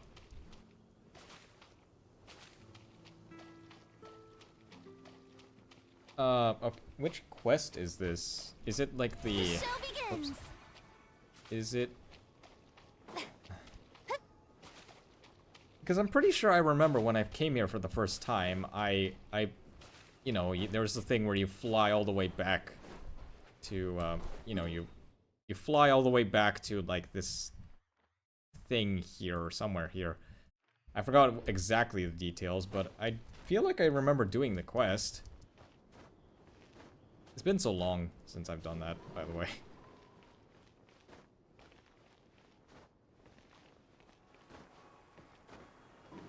Does it really just not clear up any time of the day?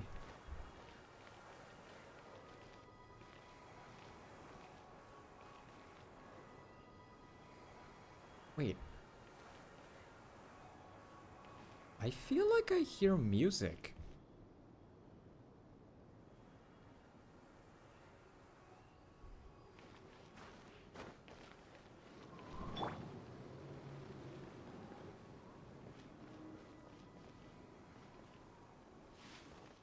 Wait, I'm so confused. Wait, is there music that plays here? I might be misremembering because it's been years since I've done it, I think. It feels like it should though. Okay, okay, if anything, let's try changing the time and seeing, or let me just go around a full day and just see what happens.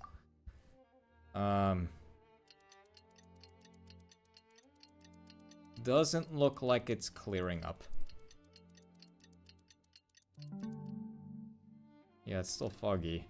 That's unfortunate.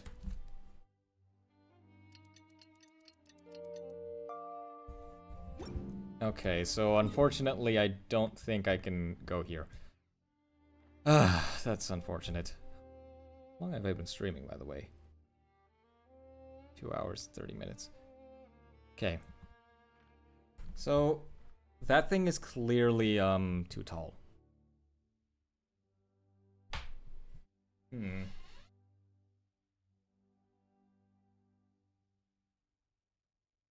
Excuse me.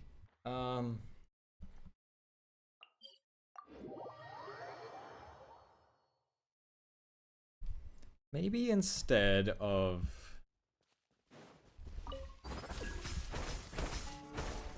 Maybe instead of the top of this thing, what if we considered the, you know, the flat part of that? Because that one we can actually, you know, hide. That one actually should be able to hide or something.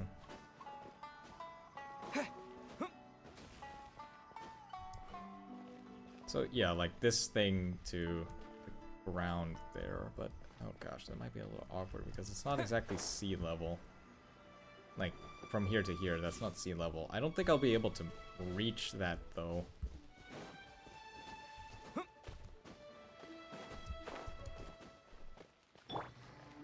Does it feel like cheating if I do this? Yeah, there's a little bit of an extra fall.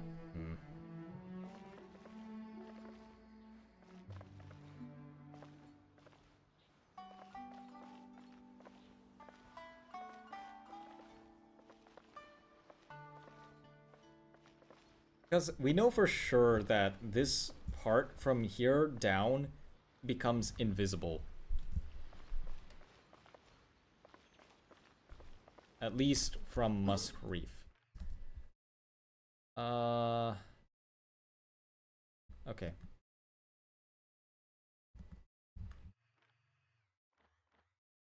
What I'm going to do now is I'll just go to Musk Reef and I'll measure some distances. I'll go ahead and measure some distances. Let me, or actually I can just bring up Karina. How brilliant!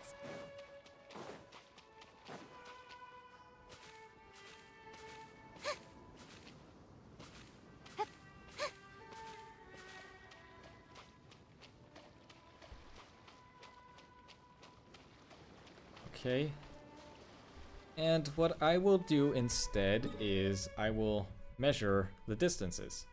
So I'm just going to measure the distance from where I am all the way up to the object.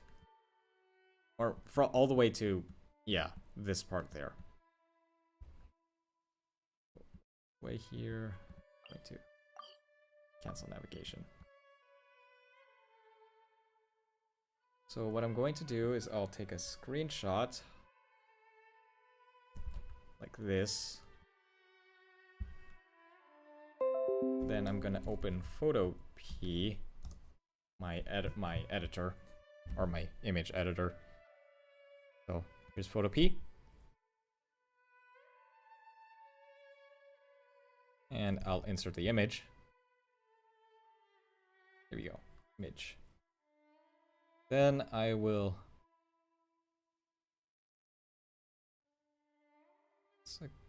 Okay, this is a little awkward.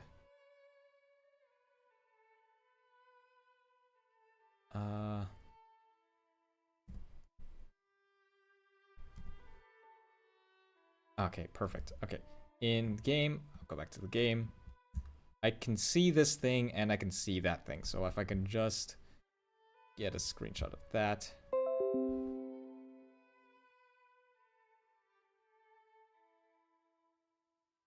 Then I'll paste it into Photopea again.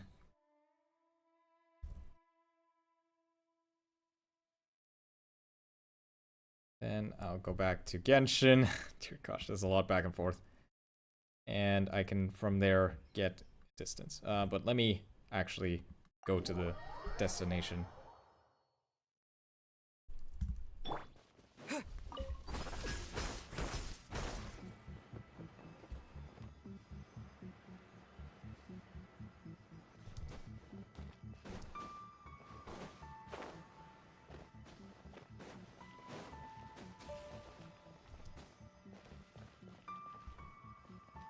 So yeah, I'll just stand more or less here. And from here, I just need an image of that thing in frame. So there we go. Then I'll go back to Photo P and paste it. There we go. Now I need to change the size of this. Canvas size. Up to the corner. We'll make the height taller. We'll make it 2000 or something, and I'll make the width. I'll make that 250 or something.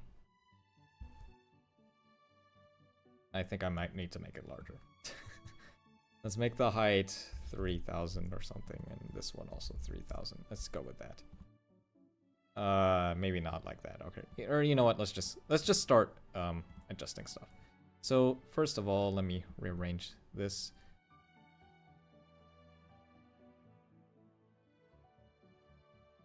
Okay, the first one we need to do is to align this map and that map. So I'm gonna move this one over here. And I'm gonna hide this top one. Then what I'm going to do is to lower the opacity of this one just a bit. And now we can just barely see the stuff here. So I'm going to align this map as best as I can with that one.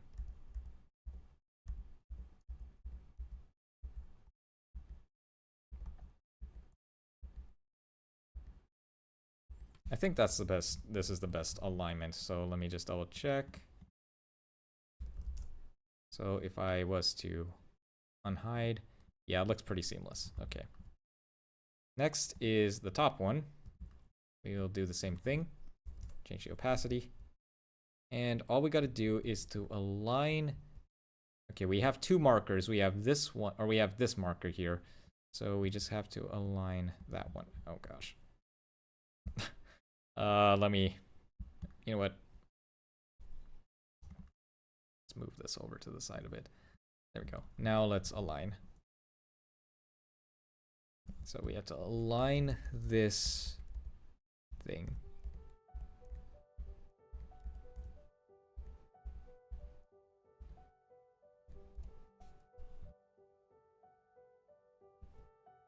Go. 1000. Does it look seamless? Pretty seamless. And there we go. Now we can measure the distance from here to there. So I'm just going to make a line. The fill should be this, the width should be 0.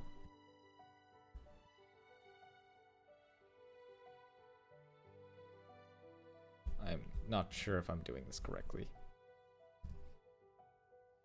Oops. Let me lock those. I don't think I'm doing this correctly.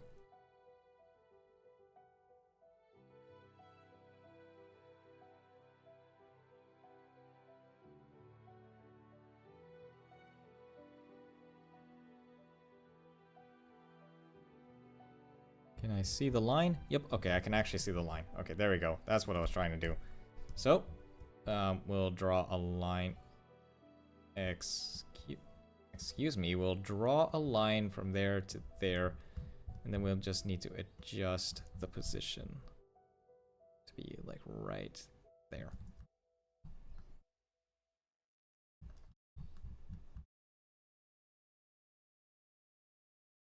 Okay, like right about there.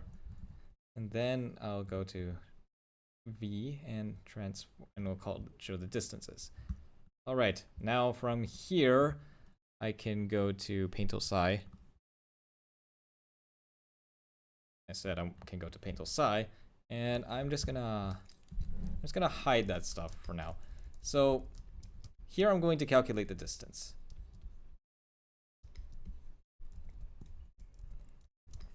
But I need to measure some stuff. If any of you remember my distance measurement video or whatever with the map, let me show it to you guys, that way you know what I'm talking about. So I'll go to my, not gaming, I'll go to desktop. Okay, for basically what I'm doing with this one here, how to measure distances with the map, I'm doing this right now. I'm measuring distances with the map. That's all I'm doing. Okay, and I'll go to Paint Tool Psi. I kind of almost forgot my own formula there for a second. So measuring distances with the map, you got L divided by rho. And in this case, rho is equal to rho 0%. And I just need to remember what the value is. Or this is LP. There we go. Because if I'm not mistaken, that was pixels per meter. Let me go through my script here so I can remember what the equation was. So the equation is pretty simple. Or actually, maybe I'll just go to the conclusions. Yep, there it is, LP divided by rho. Then in Teyvat, we have a rho of that much. We have a rho of 0.392. 0.392. Okay, so 0.392.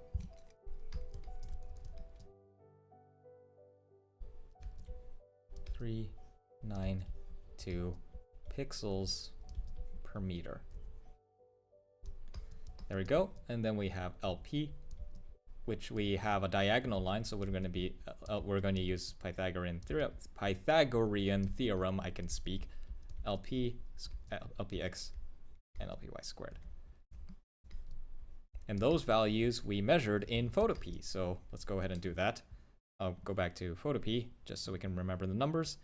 The numbers are 629 and 1994. 629 and 1994. 629 and 1994. 629 and 1994. Okay. 629, 1994. Pixels. There we go. Technically it's pixels squared, but whatever.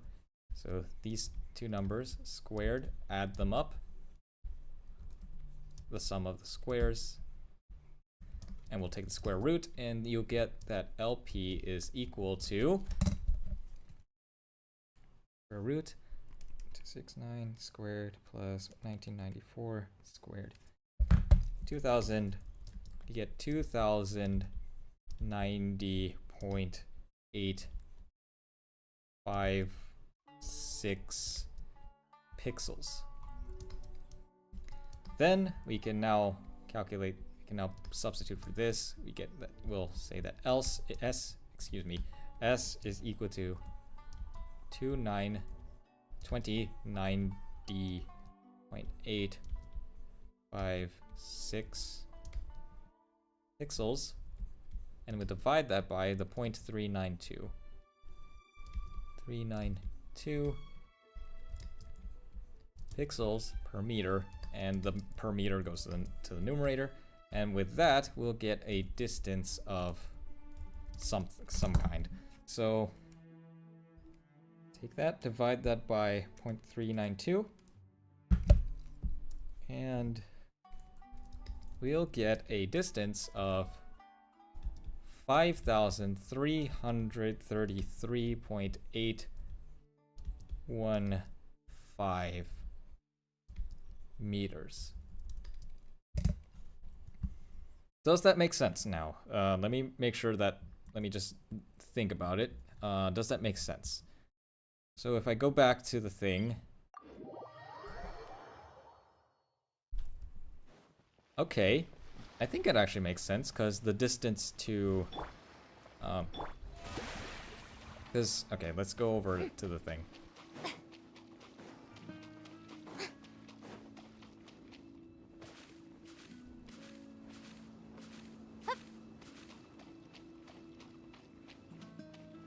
Okay, so the thing that we're looking at is more or less about here. And the distance to this one is about 5,000 meters from where I'm standing, which is quite a coincidence. 5,000 meters, more or less. So we have, what was it? I measured 5,333.815. 533. Okay, so let me also take a look at photo P over here, because okay, instead here's what I'm going to do. I'm going to also measure I'm just going to do some double checking to make sure that numbers make sense. You know, can never be too safe. What I need to verify is that this distance is a little bit less than 5,000. This distance here to there. It should be less than 5,000 because there is a bit of an elevation to this. We're right now we're at completely on level at sea level. However, Inazuma City, or at least this part, is a bit higher up, so we should expect that the distance should be less than 5,000, but it shouldn't be too much of a difference. So let's try and measure. Parties are a must for the well-mannered. Farina, If you'd Farina, like to learn the proper relax. etiquette, I'd be happy to teach you. Okay, so now what we do, zoom out. Okay, going to draw another line, but this time it will be towards this thing. Going to hide that shape, that way it's a little easier to see, and we'll make this please. We're going to change the position to be roughly about the center of the thing, more or less there. And we're going to also make this about there. Okay. By the way, how have you all been? It's been quite a long stream. Sorry if it's I'm sorry if it's taking a while for me to actually get into any sort of conclusion. The stuff really does just genuinely take a while, so yeah. I mean, I also am talking at the same time, so I think I'm a little bit slower than I am. So, okay, let me calculate this. 1836 squared plus 663 squared. And we divide that by 0.392. Yeah, okay. I calculate, so, okay, I was just double checking. Let me go to Paintal that way people know what I'm talking about. Paintal side, there we go. So I was just double checking. We should expect that the distance I was measuring should be less than 500 meters because of elevation. So what I calculated is I basically, you know, took this same exact formula and I also computed the square root and whatnot. So we have the square root of, what was it, 1836 squared plus 663 squared, and the pixels should be, this should be pixels, and we divide that by 0.392 pixels per meter. It should be just a little bit less because it's not, I mean, it's not too big of a, it should be a little bit less, just a bit. And if I actually computed this, I get exactly 4,979.6, make a nice looking 697. Yep, there we go. A little bit less than 5,000. So this is perfect.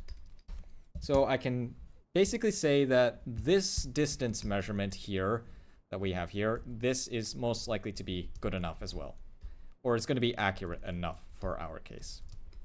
So with that, what I'm going to now do is we have the equations S is equal to theta R.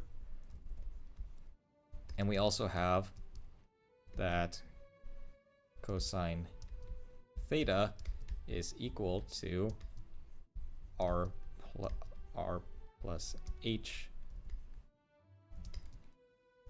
And then from there, what I'm going to do is solve for H instead. What I'm going to see is what is the, from this distance of 5,333.85 meters, what is the minimum or the maximum height that we can see? Or the minimum height? Yeah, I'll just put Hmin or something like that. So now what I'm going to do is I'll substitute that so we can calculate theta, and theta is simply equal to S divided by the radius. And then from there we can calculate for H. Let me actually put this into a formula that can actually make sense. So we got H, got R plus H times cosine theta, and that will be equal to R. Then we can then we got H is equal to, okay, then we have R divided by cosine theta, and that's dividing by cosine, and you subtract by R. In other words, you'll get this equation, get R multiplied by this, like so. So is that right? Did I do algebra wrong? I'm just making sure. Did I do algebra correctly? So if I distribute, add to the other side, we get R plus H, then multiply by cosine.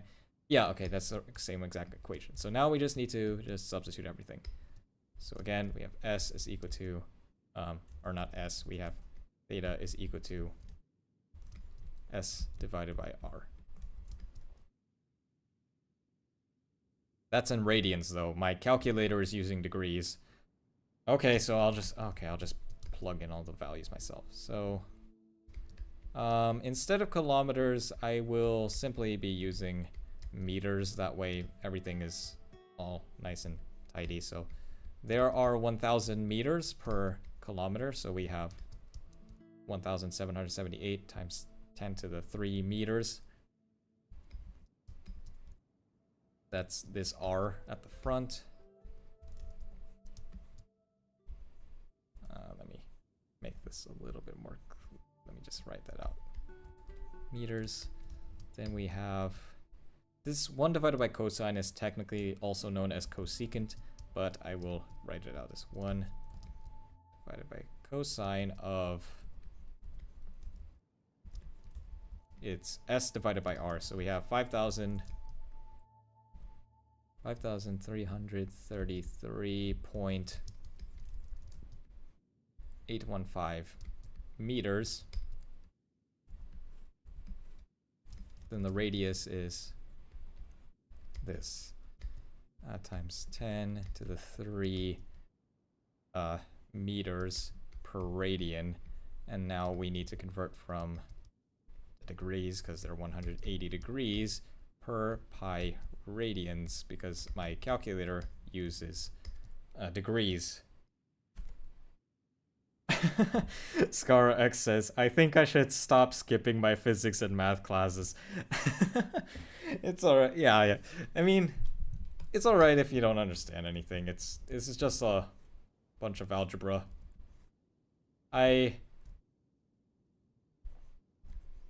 mean, if it's anything, you can, if you want, you can ask some things if you don't understand some things. You can feel free to ask. I wouldn't mind explaining it at all.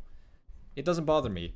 So if you know, I'm not like those teachers who say, "Do you guys have questions?" And then some guy asks a question and they're like, "You're stupid. Why do you not know the answer to that question?" I'm not like that, okay? You can ask me questions. I'm pretty aware that probably what I'm doing might not make the most sense to people, so it's okay. You can always, if you're just wondering about some things, you can always just ask. 1.78 times 10 raised to the third power. Multiply that by 1 divided by cosine of 533.815. Then we divide that by, or we can actually technically multiply it by 10 to the 3, right? Wait. No, dear gosh. Divide by 10 to the 3 and divide that by 1778. Multiply by 180. Divide by pi. Then minus 1 parentheses. Let me just double check and make sure that I'm actually correctly measuring this, because I'm getting a value of 8 meters.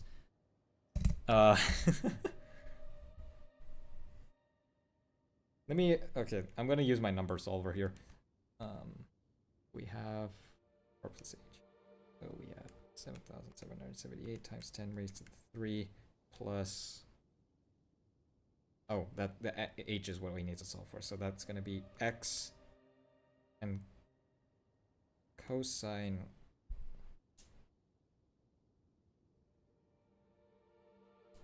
Dear gosh. Okay. First of all, I need to solve for. Let me 5333.815 divided by 1,007.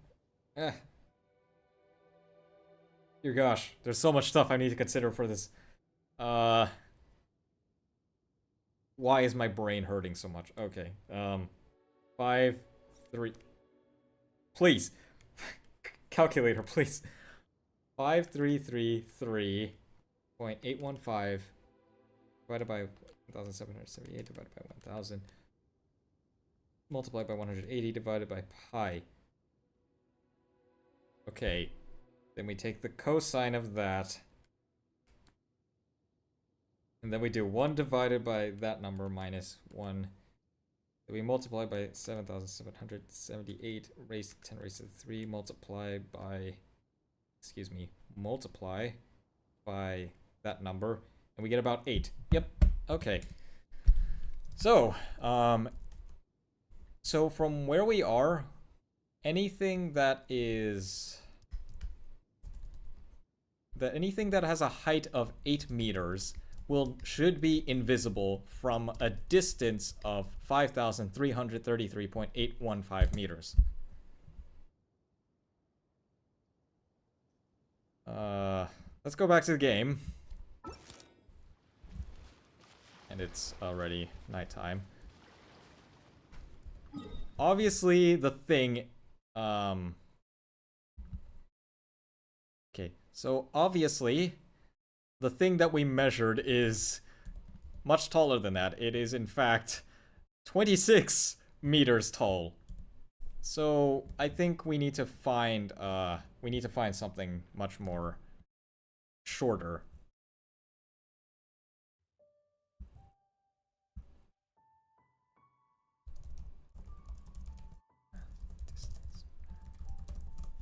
Okay. I'm sorry, I'm just saving some stuff. That way I can close out Photopea. Okay. Where am I right now? I'm at this. Okay. So, we need to know something that has a height of 8 meters, more or less. Now, something that has a height of 8 meters, will it be visible?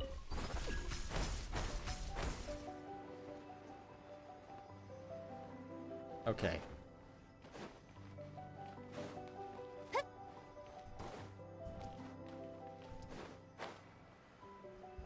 Something that has a height of 8 meters. Honestly, maybe we could just use this thing and just give it a little bit of height. I'm not sure.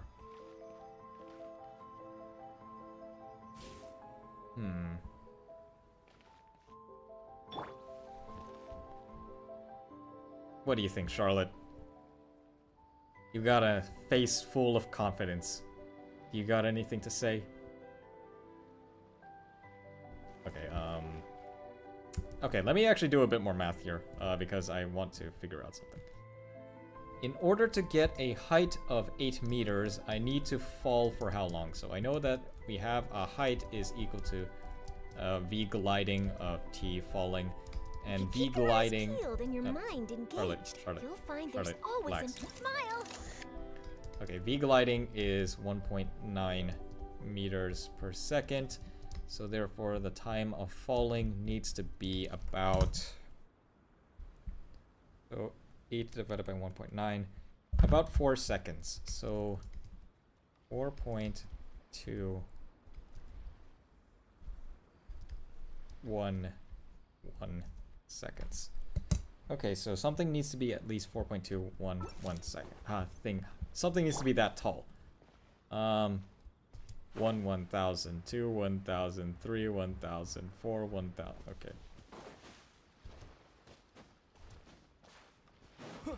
Okay. Okay, I'm just kind of just guessing more or less that I'm not really doing anything interesting. Is it actually correct? If that number is actually correct, I'm gonna be so shocked and I'll have to do an apology because that actually would sound amazing if it actually was correct.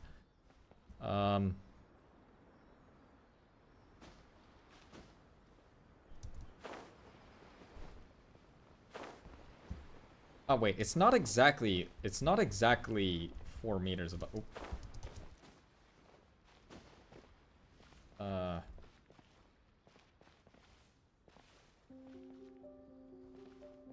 So the thing has to be 8 meters tall. Oh wait, am I showing the game? No, I'm not. I'm stupid. Sorry. The thing needs to be 8 meters tall, and if it's taller than 8 meters. You will be able to see it. Okay. If it's taller than 8 meters, then you will be able to see it.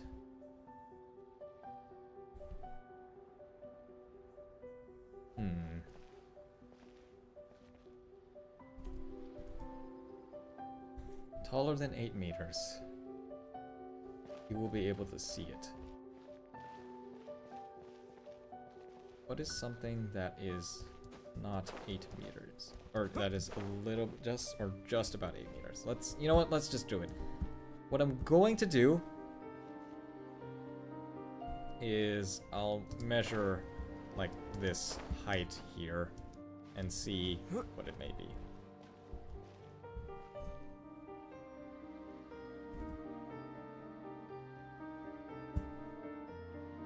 Okay, so I just need to start recording. Then we'll just measure the height like this. Then, there we go. Why not? We'll do 2 of them.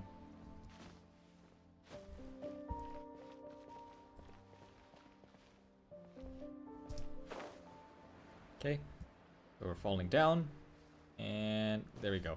It's not the most scientific, or it's not going to be the most accurate, but it will suffice. Now, the next thing I'm going to do is to, since we know the height of this object, what I'm going to do is measure the time to fall all the way to that pit of ground there, because we know that should be a little bit above the sea level, and I want to be able to account for that in my calculations. So, yeah, let's go ahead and do that. I'm still recording. Okay, good. Alright, like that, and just fall. Maybe try to get into position a little bit, because I've fallen more closer to the wall. Like, yeah, more or less about here. And there we go. Stop recording. And I now need to open DaVinci Resolve again. All right. Just give me a second. I'm going, as things are opening, I am just going to relax a bit. Need to catch my breath and drink some water. So, let me get rid of those that way. Look and see.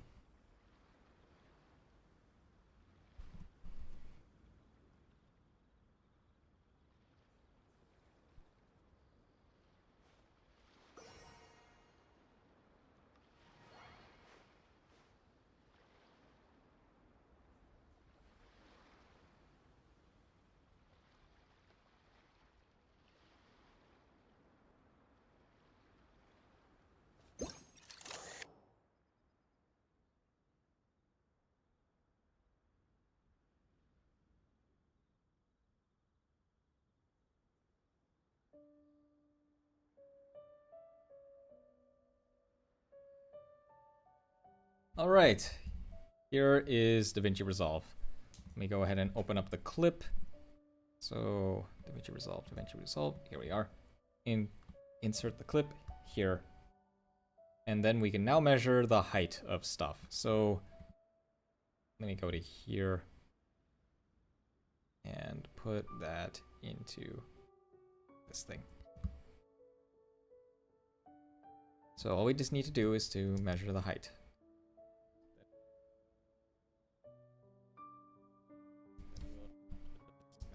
Wow, okay.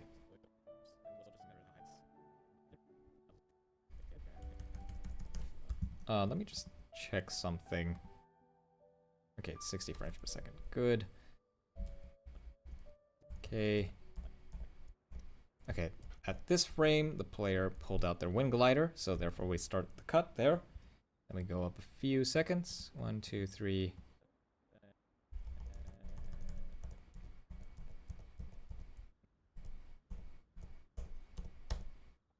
There we go. Okay, this is first frame, it disappears. There we go. Now let's find the other clip. Bleh, I can speak. Oops. There we go. First frame. Delete.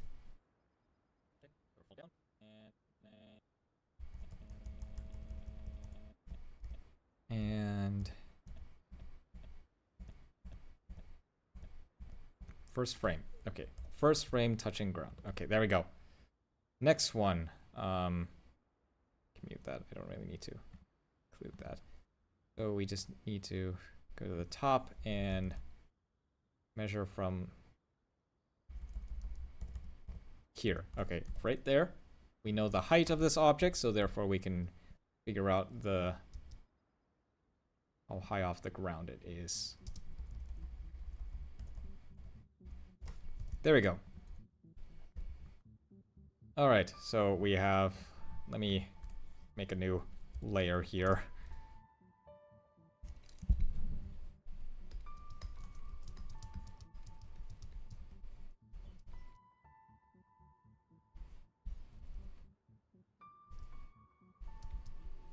Fall.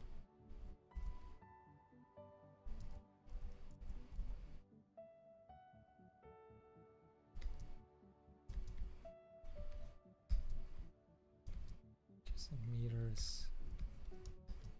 Okay. So I'll do this. Control D. Now in my hold on.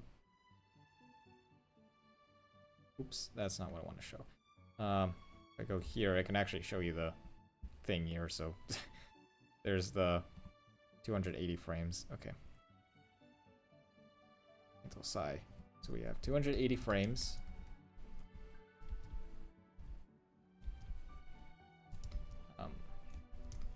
Each prime. Hold up, I also need the height of the other object.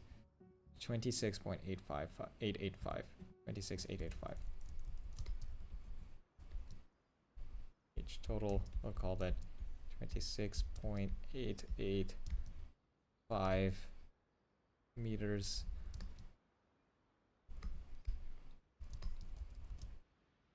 Then the other, oh dear gosh, the other one, the other clip, that should be, oops, not that one. That should be I can do stuff. 287. Okay, that's interesting. 287.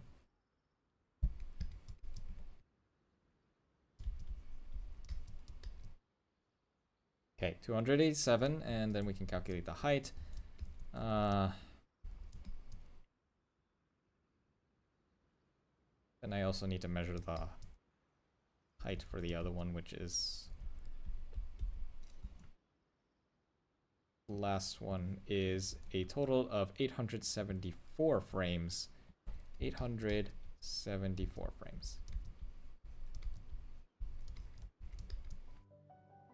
Okay, calculate some stuff. So this height here, which I'll just call it h naught, is equal to h total minus, or I'll put it like this. Copy this number. Then we have 1.9 meters per second from gliding. Then we have 874 frames divided by 60 frames per second. And then I'll have our initial height. 26.885 minus 1.9 times 874 divided by 60. Oh, it's actually a little bit below. That's interesting. It's actually a little bit sunken into the ground. Okay, that's actually interesting. 1.72. No wonder why we couldn't really... Well, that's why it's actually a little bit difficult to see, because it's actually below ground a bit. Interesting. Really? Wait, really? Below ground? Oh. Psst, duh. Okay, that one. Actually, yeah, I think that's a reasonable number. Okay. So that might actually be why it's a little bit difficult to see. Oh yeah, it actually is. This part here is a little bit, there's just a very small slope here. But then over there, it's actually a pretty steep slope, so that thing actually might be a lot shorter than I thought it would be.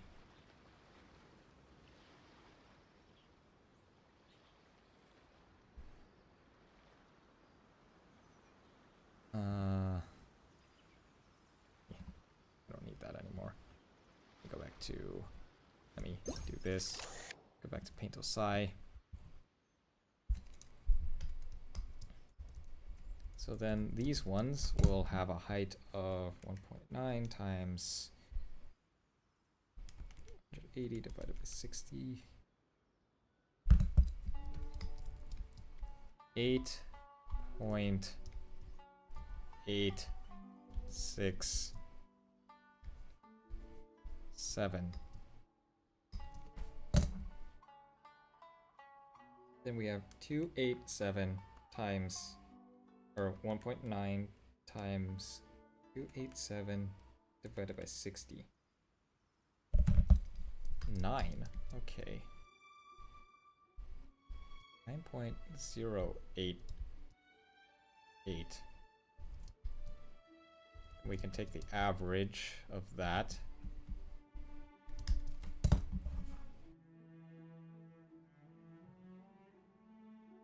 Divide by 2. And we get 8.978 meters. Then lastly, we can get the height of the thing by simply adding these two, which gives us minus 0.792, 8.81. Wow, it's just barely, or 8.186 meters. It's just barely above 8 meters. Just barely above the 8 meters. So it should only just be barely visible, according to this radius, that is.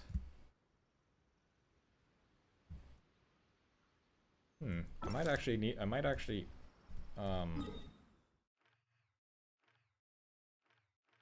Is the calculation actually correct? That sounds interesting. The show begins.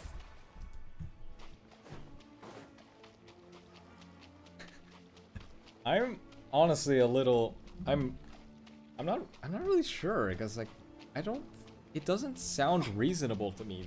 That radius to me doesn't sound reasonable. I feel like it should be a lot bigger. Because of how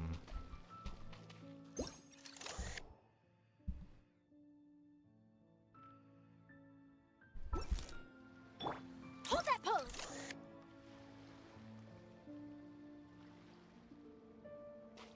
but if I go up a bit, you can kind of see it is the thing. That's what's tripping me up. The fact that you can see the stuff.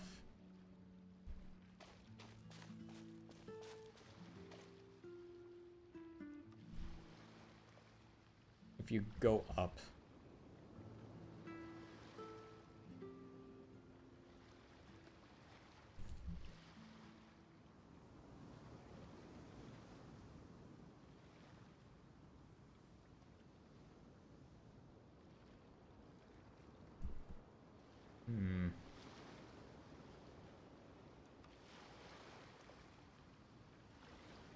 Because you can just barely see it. You can just barely see it. And when I took a screenshot earlier...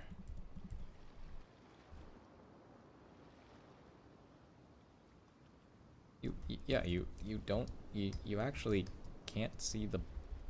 Or can you see it? Or I don't know if my eyes are just mistakening or something. This looks like... This line here looks like the... Or... Sorry, let me go to Paintel's-Eye. This line here looks like the sea level. And then we have our arch here.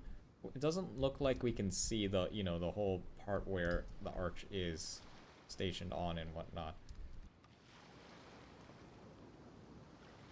Like, yeah, like this whole base thing here. It doesn't look like you're able to see it is the thing that's bothering me.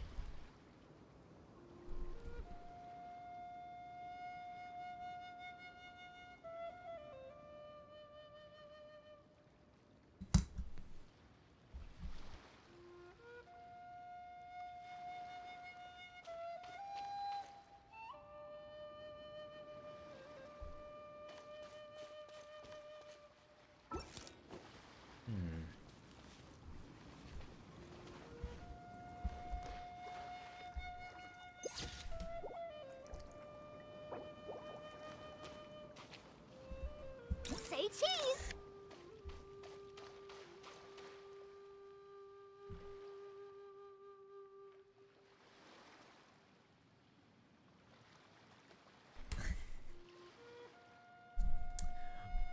What do you guys think? Do you think Teyvat has a radius of 1,778 kilometers? Because I'm honestly a little confused.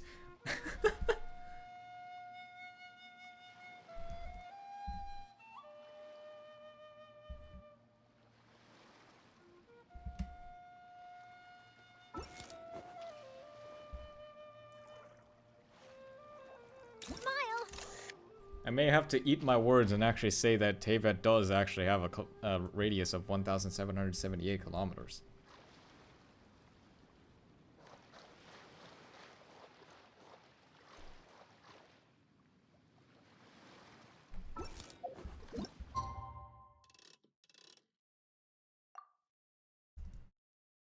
My internet cut out some time after my last message, but I'm back now.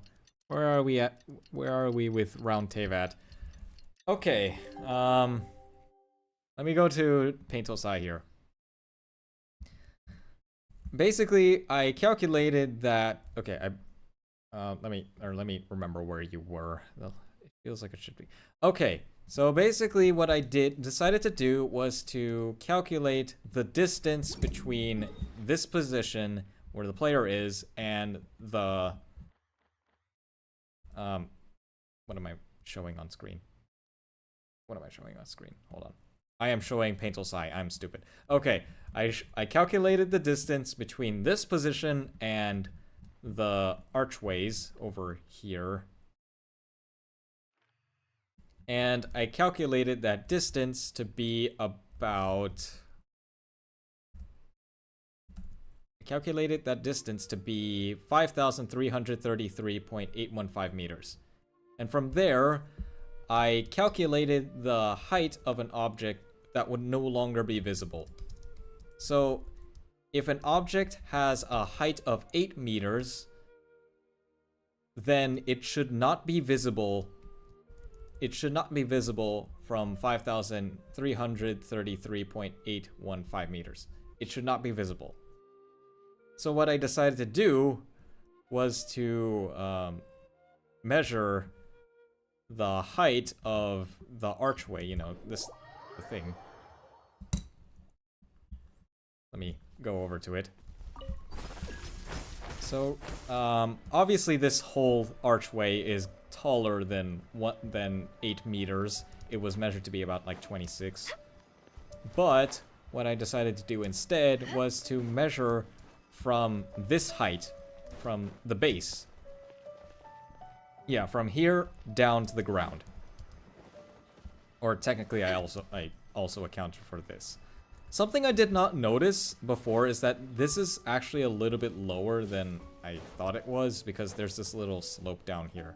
So, but the point is, this height is just about 8 meters. That height is about 8 meters. So, from the top there to the sea level is about 8 meters. And, well, if we go back all the way over here, or maybe I can just show it to you from Paintel's side, because that's where I actually took the screenshots. But if we actually go into, you know, our screenshots and whatnot, this is from the same exact position. Notice how when you're at the sea level, this is when we're at sea level, you cannot see the bottom. You cannot see that base. Because, you know, it has like, there's the base, then it has the archway, and then there's the thing on the top with all the decorations and whatnot. But we cannot see this bottom part, this base. That's the thing. And you know what, I'll just also just go to it again, so. Come on, Farina. May I present?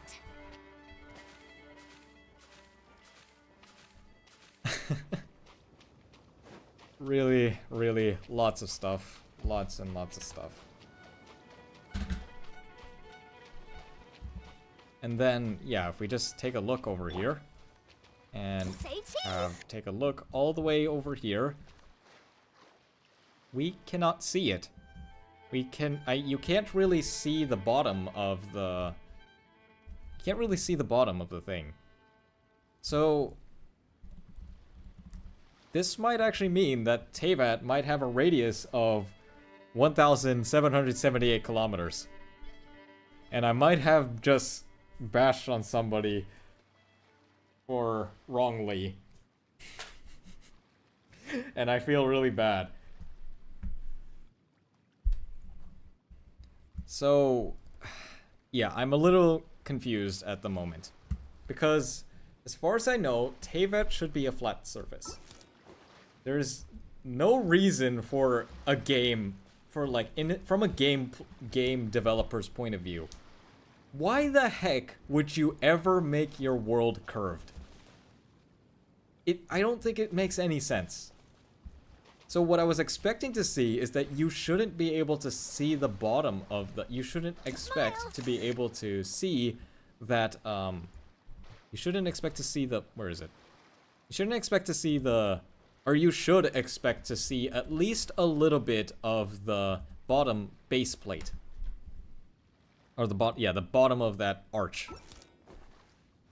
But you can't from this distance, which is interesting.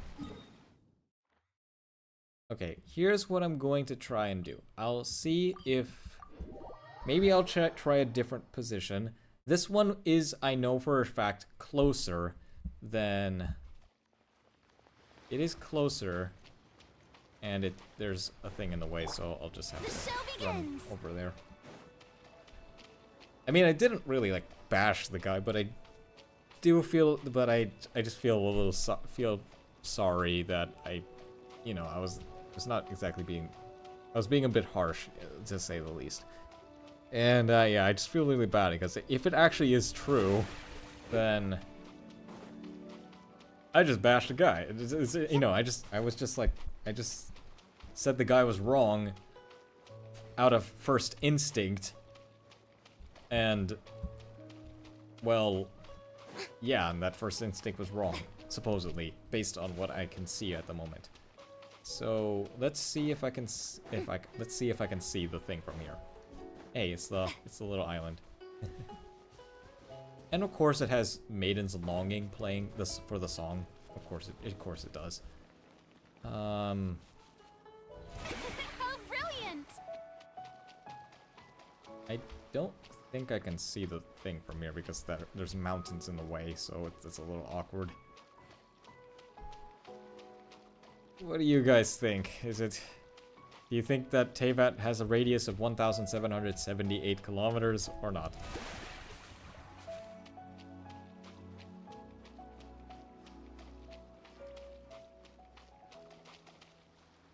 Because I originally thought that the radius of Teyvat should be much larger. That was my initial impression, that Teyvat should have a radius much bigger than 1,778 because of how flat things are.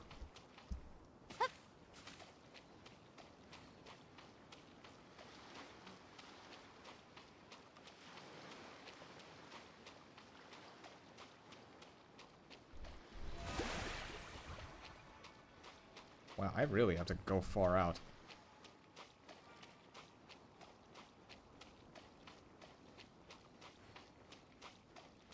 Either that, it could be that the radius is smaller than 1,778, depending on how far away you need to be so that it won't be visible anymore. The show begins. Can I see it? I don't actually know if I can.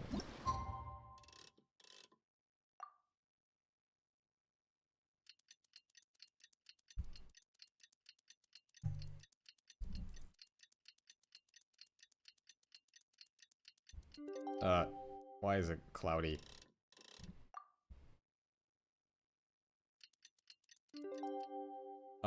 Why is it cloudy? Why is it cloudy?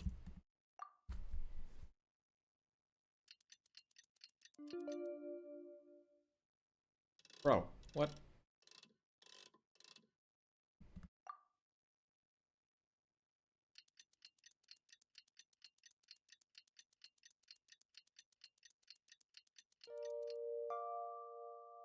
Because I certainly cannot see the thing if it's cloudy.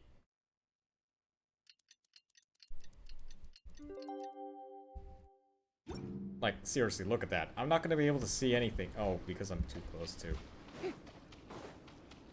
it.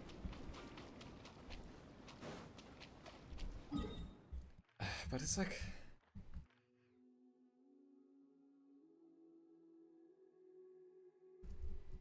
I mean, unless I measured the height of Teyvat, unless I measured the, sorry, not the height of Teyvat, unless I measured the height of the thing wrong, that's also a possibility.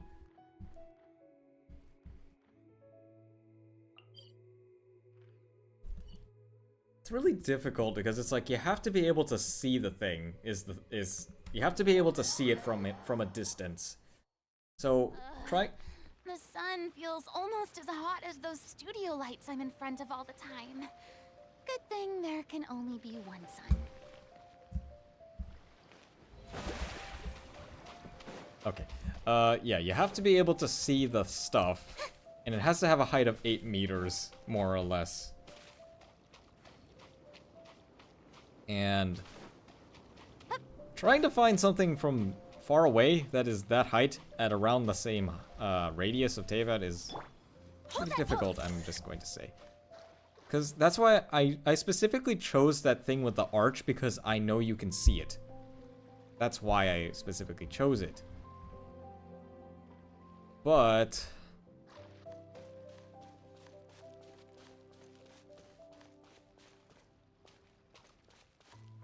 What I'm not sure of is also if it's something to do with the camera lens is another thing. I don't know if like the in-game camera is kind of like, or I mean, no, it's a completely flat, yeah. Another reason why is just like, it just doesn't make sense from a game developer's point of view to make a round-ish planet. Like, I keep saying that. I have said that before. And, I mean, if you kind of just look at it, look at the sea level. If you look at the sea level, it's very, very, very flat. Like, ridiculously flat. I mean, granted on Earth, the Earth has like a ginormous radius, so it's like, it's pretty hard to tell when you're at sea level, but even when you're up high, you should be able to see it.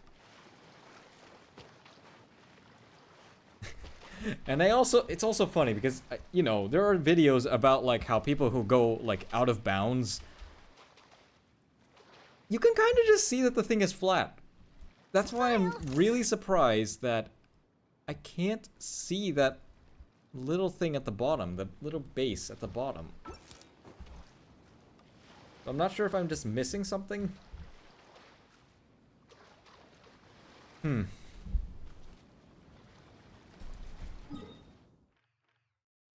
Might have to think about this a bit more, or I don't know, maybe I maybe I do owe the guy an apology.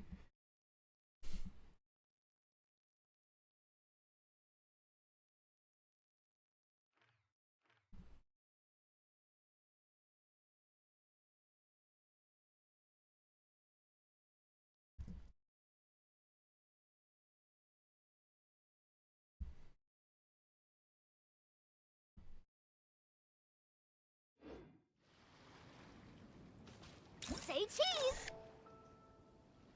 What is something that has a... Okay, because it's also like trying to spot something that's like a height of 8 meters from... What is this? 5,333 not kilometers. 5,333 meters away from something. That is really tiny. And, well, yeah. I also, unfortunately, don't have a way to measure, like, you know, like the angle of how much angle this object takes up your view. Because that would also be another way to potentially test, this thing, but I don't know how to measure, like, this height here to that height, that angle. Like, how much of the field of your FOV does it take up? Yeah. Those are things, like... Those are things you could use to actually potentially, measure the stuff.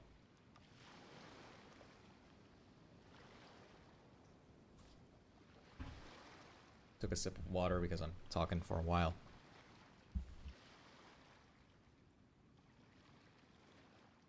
Now, unfortunately, another bit of unfortunate circumstance is that if you go to Inazuma, it's very misty and foggy if you're in Inazuma. So, if it's like, yeah.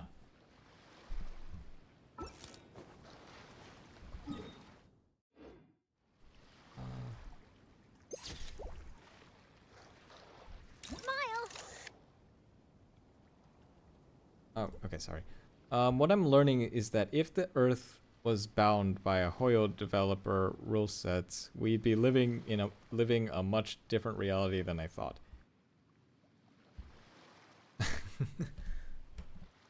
Yeah, okay. The heck?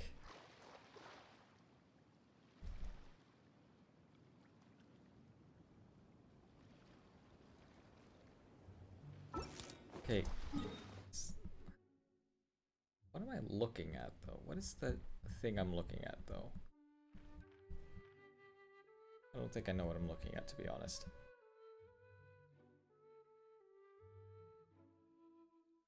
Am I looking at this island? I think I am.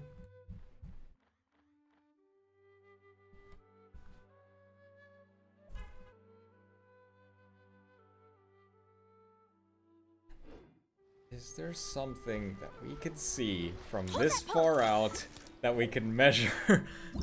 Dear gosh. This is why it's so hard.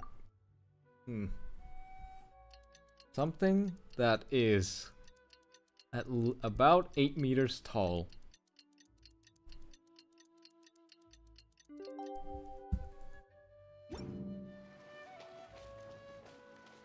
Because Teyvat should be, it literally should be flat, so it's like there's no reason why it should have like a little dip.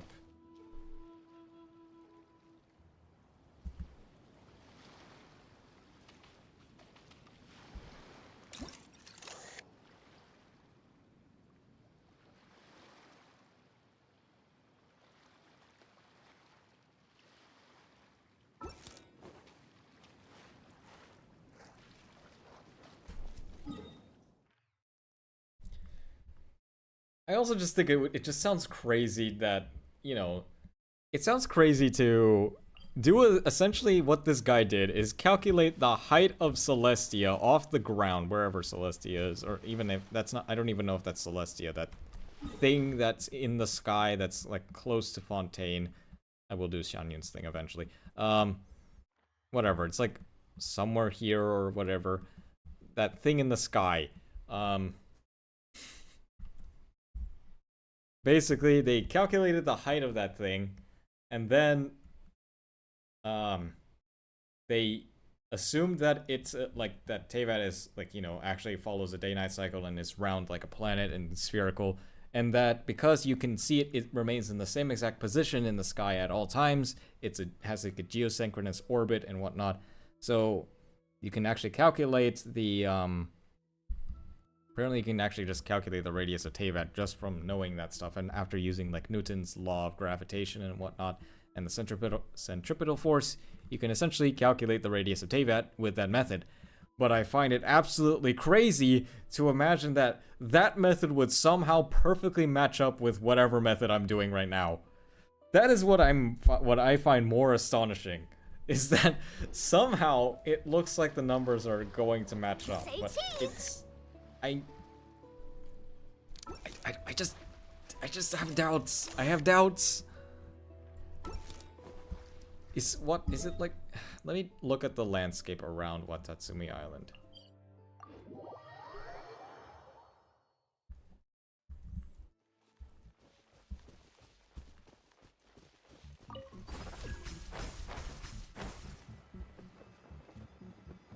The ocean, the sea level here should be flat, okay?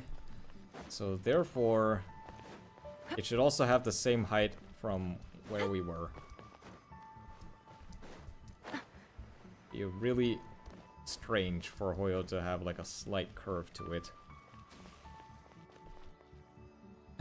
Nahida, hello there. Nice to see you in chat. That's really cute. Yeah, unfortunately we cannot see outward from Inazuma itself. So let's take a look at the surrounding area. So the water level is more or less about here. We have the water level. We cannot see Musgrave from here, so that's unfortunate.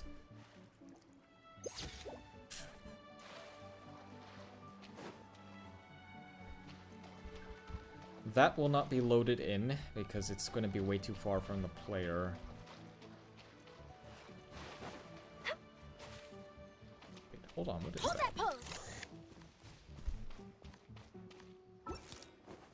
No, okay, that's not the one. That's not the arch that we were looking at earlier. I already proved that in this earlier, that the arch that we see from Musk Reef is this one. So yeah, because I literally drove in a straight line from the wave rider from this point all the way down to here, and it came out to be this arch. So that's that.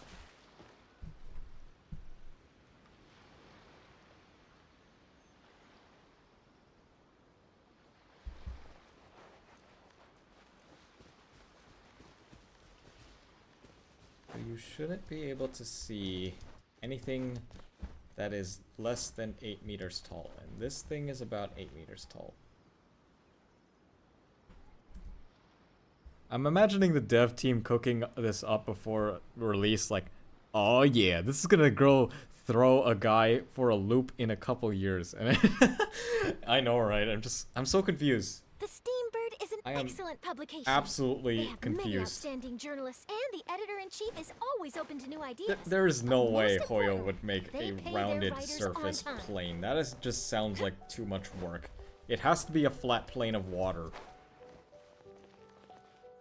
It just doesn't make sense for in any semblance of game development for them to use a rounded plane. That does not make sense.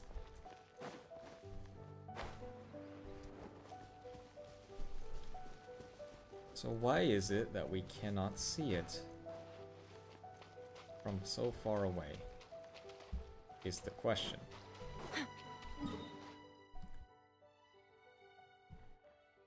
So maybe what I'll just do instead is I will take the Wave Rider back out.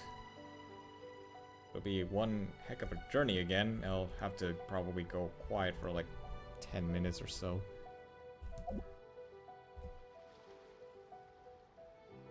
And then I'll keep my eye on this thing. Let me just see if I am getting the angle right. Let's just go. And I'll keep the camera looking backward so I can see what's happening.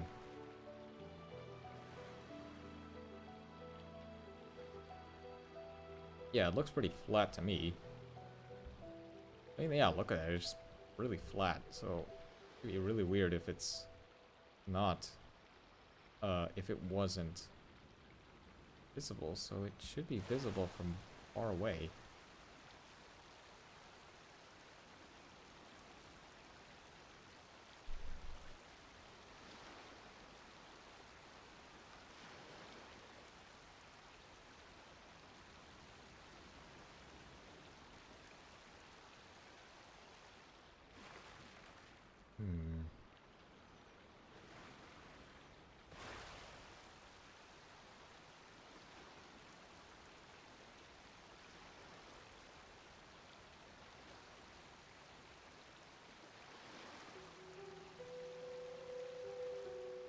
Yeah, okay, so if I put my camera closer to the water and whatnot, yeah, you can still see that, you can definitely tell that there's, you can definitely see that there's a height little thing there, so.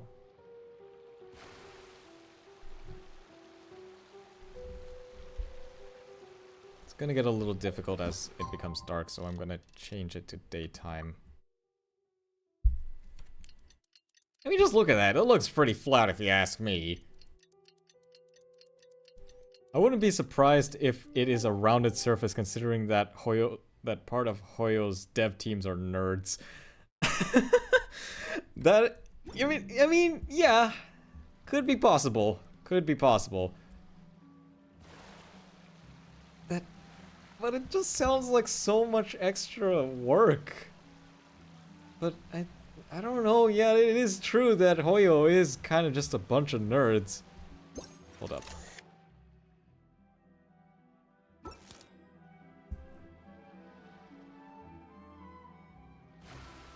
Hold up.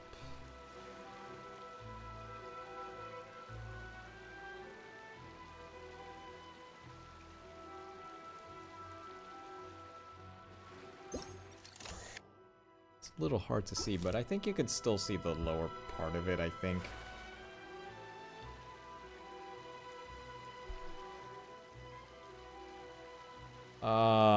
Okay, I need to... Come on, I still need to be able to see it, please. Okay, you can kind of see it. And it's invisible. Where'd it go? I've lost it! Sunrise?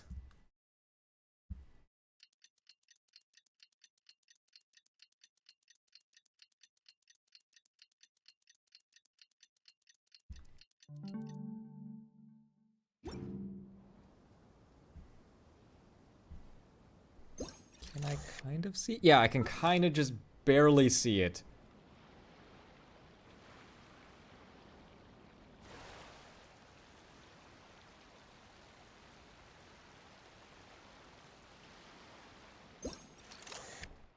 Okay, I can kind of just barely see the height.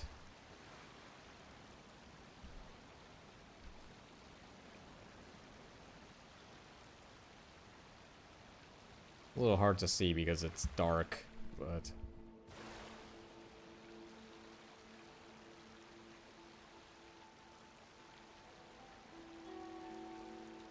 Okay, I need to make it brighter. I can't see it too well.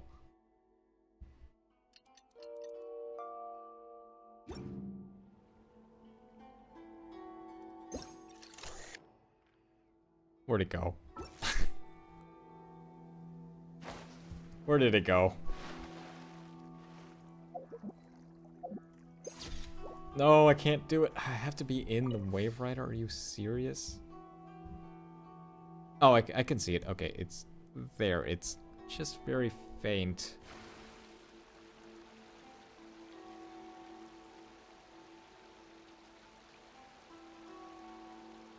Is what's happening that... Okay.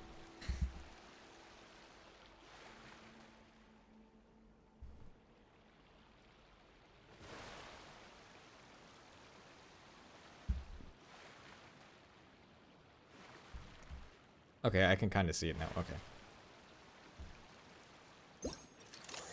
Yeah, okay, you can still see it. You can still see it. You can see the lower part, just barely.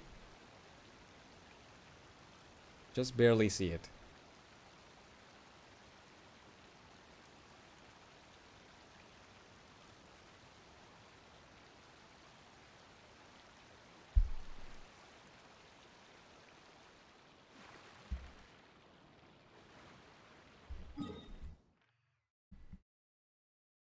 I am a little bit off course, but oh well. I don't know. Still see it. You can still see the lower part of it, though, is the thing. Does it just, like, gradually fade away or something? Yeah, you can still see it. You can still see the little... Or is it, like... Could it be that because it gets too far away, they stop loading it?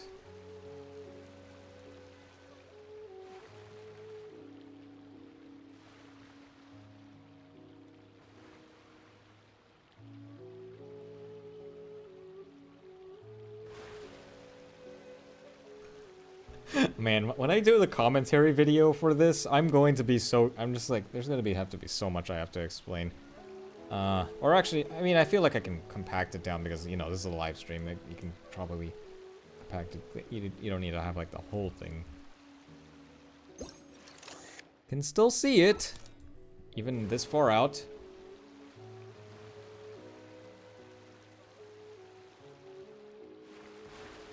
Wonder if I should just try also considering measuring the distance from where I am, because, like... okay, so I could measure the distance from where I am. Or... Nah. Okay, I'll just keep going. I'll just keep going. Keep going straight.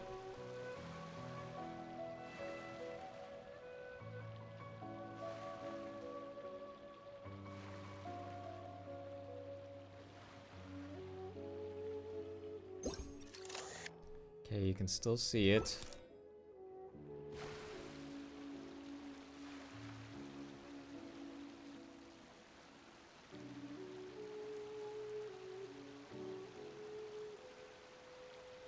What magic is gonna happen such that it kind of just disappears or something?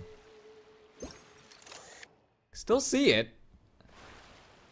Quite far away now.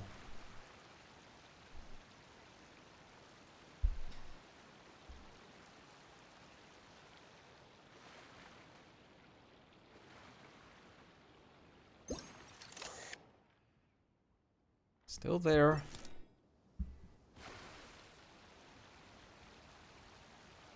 My wireless headphones are running out of battery. How long have I been streaming? Like, what is it, like 3 hours and 40 minutes? Almost 4 hours, I would imagine. Well, I mean, this is gonna be one of my longer live streams, I guess, because I usually prefer only 2 hours, but or yeah, 3 hours and 40 minutes. Wow. Okay. Let's see. Still can see it. Can still see it. I don't know what's gonna happen as I get further out. Is it just gonna slowly fade out?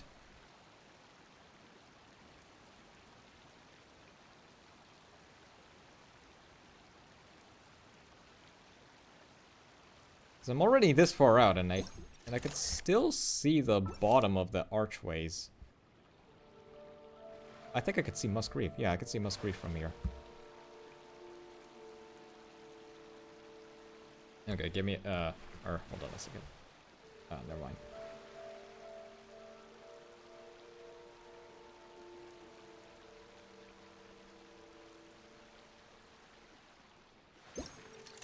Can still see it. Okay, I'm gonna unplug my wireless headphones here because it's making noises in my ears and I'm going to just go crazy if I see it. So just give me a moment.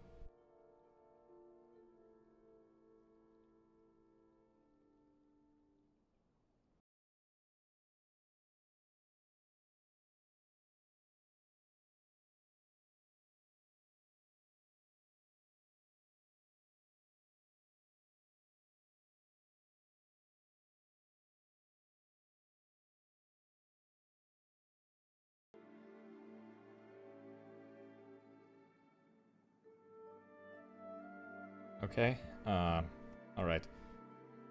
Yeah, you can still see it, so let's keep going. I've taken off my headphones, basically.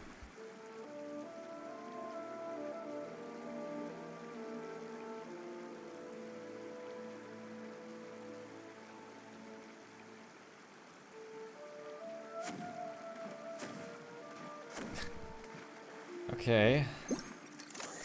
Oh, wait a minute. Oh. Hold up. Hold up. Looks like something's disappearing.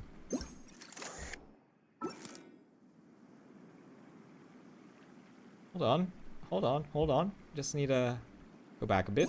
What's happened here? Looks like, let's back up. Something interesting is happening here. Is it okay? Why is it that I can't see it well? Okay, I can kind of see it, just barely though. Well, it looks like it's. Is it okay? Is it just that it's so small that it just kind of shrinks, you know? And that's why it's like. I mean, yeah, it's like something 5,000 meters away. It's naturally should get pretty hard to see when something that's like far away.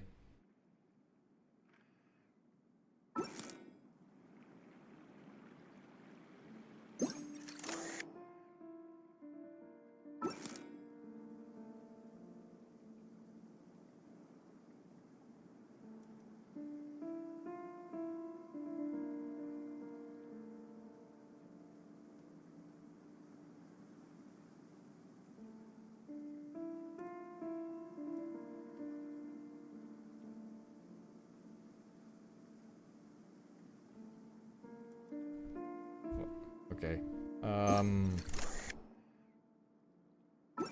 Okay, what's happening here? Why is it that it becomes harder to see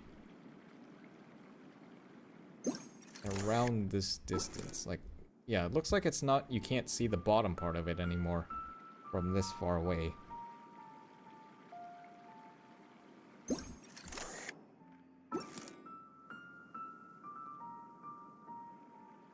Is there something behind that's making it look like it's,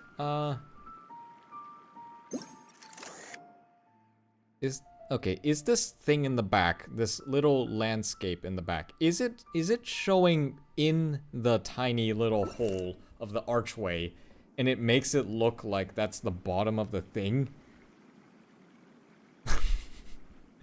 That's the only thing I could think of. It's like, 'cause it's like, maybe that...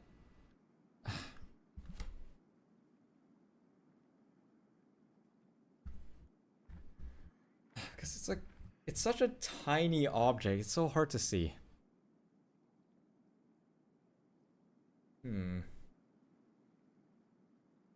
Is this little thing here? Is this little thing here showing up in the thing? And as we go farther away, it's like getting deloaded or something. And yeah, because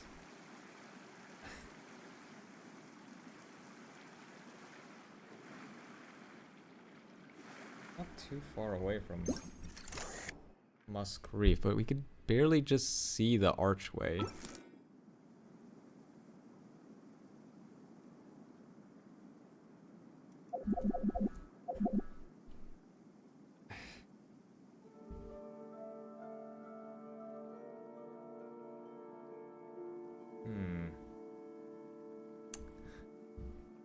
This is what it is like to do science, by the way. It's never easy. Like, it's not like Eureka, everything's solved, the universe is... We've solved physics. It is never like that, by the way. It is genuinely just like a lot of thinking and whatnot. What could it be?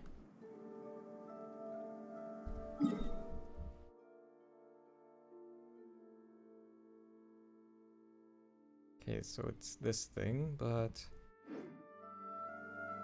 it's getting a little difficult to see. Let me change the time.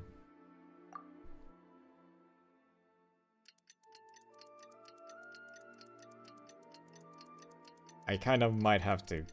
Okay. Feel a little awkward because I kind of might have to go soon. It's a little awkward. Let's see. I think you could still just barely see the thing though. What I'm not sure is...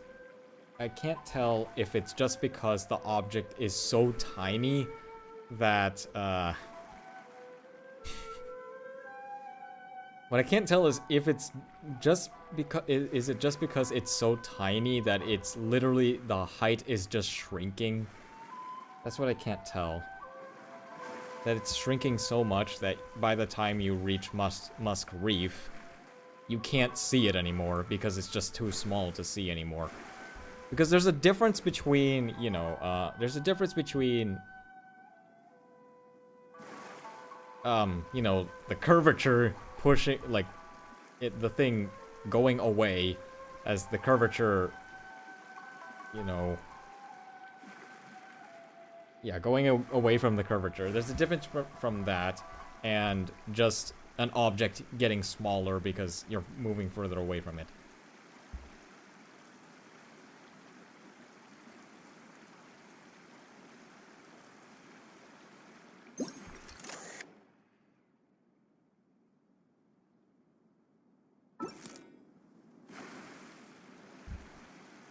It is really far out. Okay. What do you guys feel? Okay, I just kind of want to ask you guys. How are you guys doing? Do you feel like you want to break? Because I've been doing this for about 4 hours. Because I kind of also might have to go soon, so I'm not sure if do you guys feel like you want to stick around a bit longer, or should I just end things off? Because I'm also kind of at a bit of a stalemate at the moment. I'm not really sure what to do. I had a whole thing planned out and everything, but after doing the experiment, I actually don't know what to say. I'm actually not really sure, but because I do need to take the time to interpret this stuff. So the thing is supposedly 8 meters off the ground.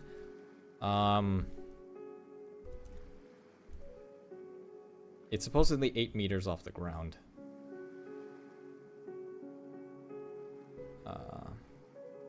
The thing, the base of the archway should be about 8 meters, and anything at a distance of 5,333.815 meters away from that object, anything that is less than 8 meters should not be visible.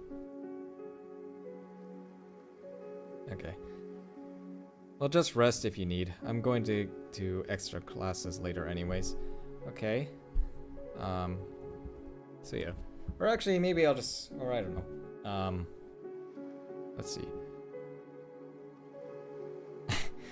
Let's just do this.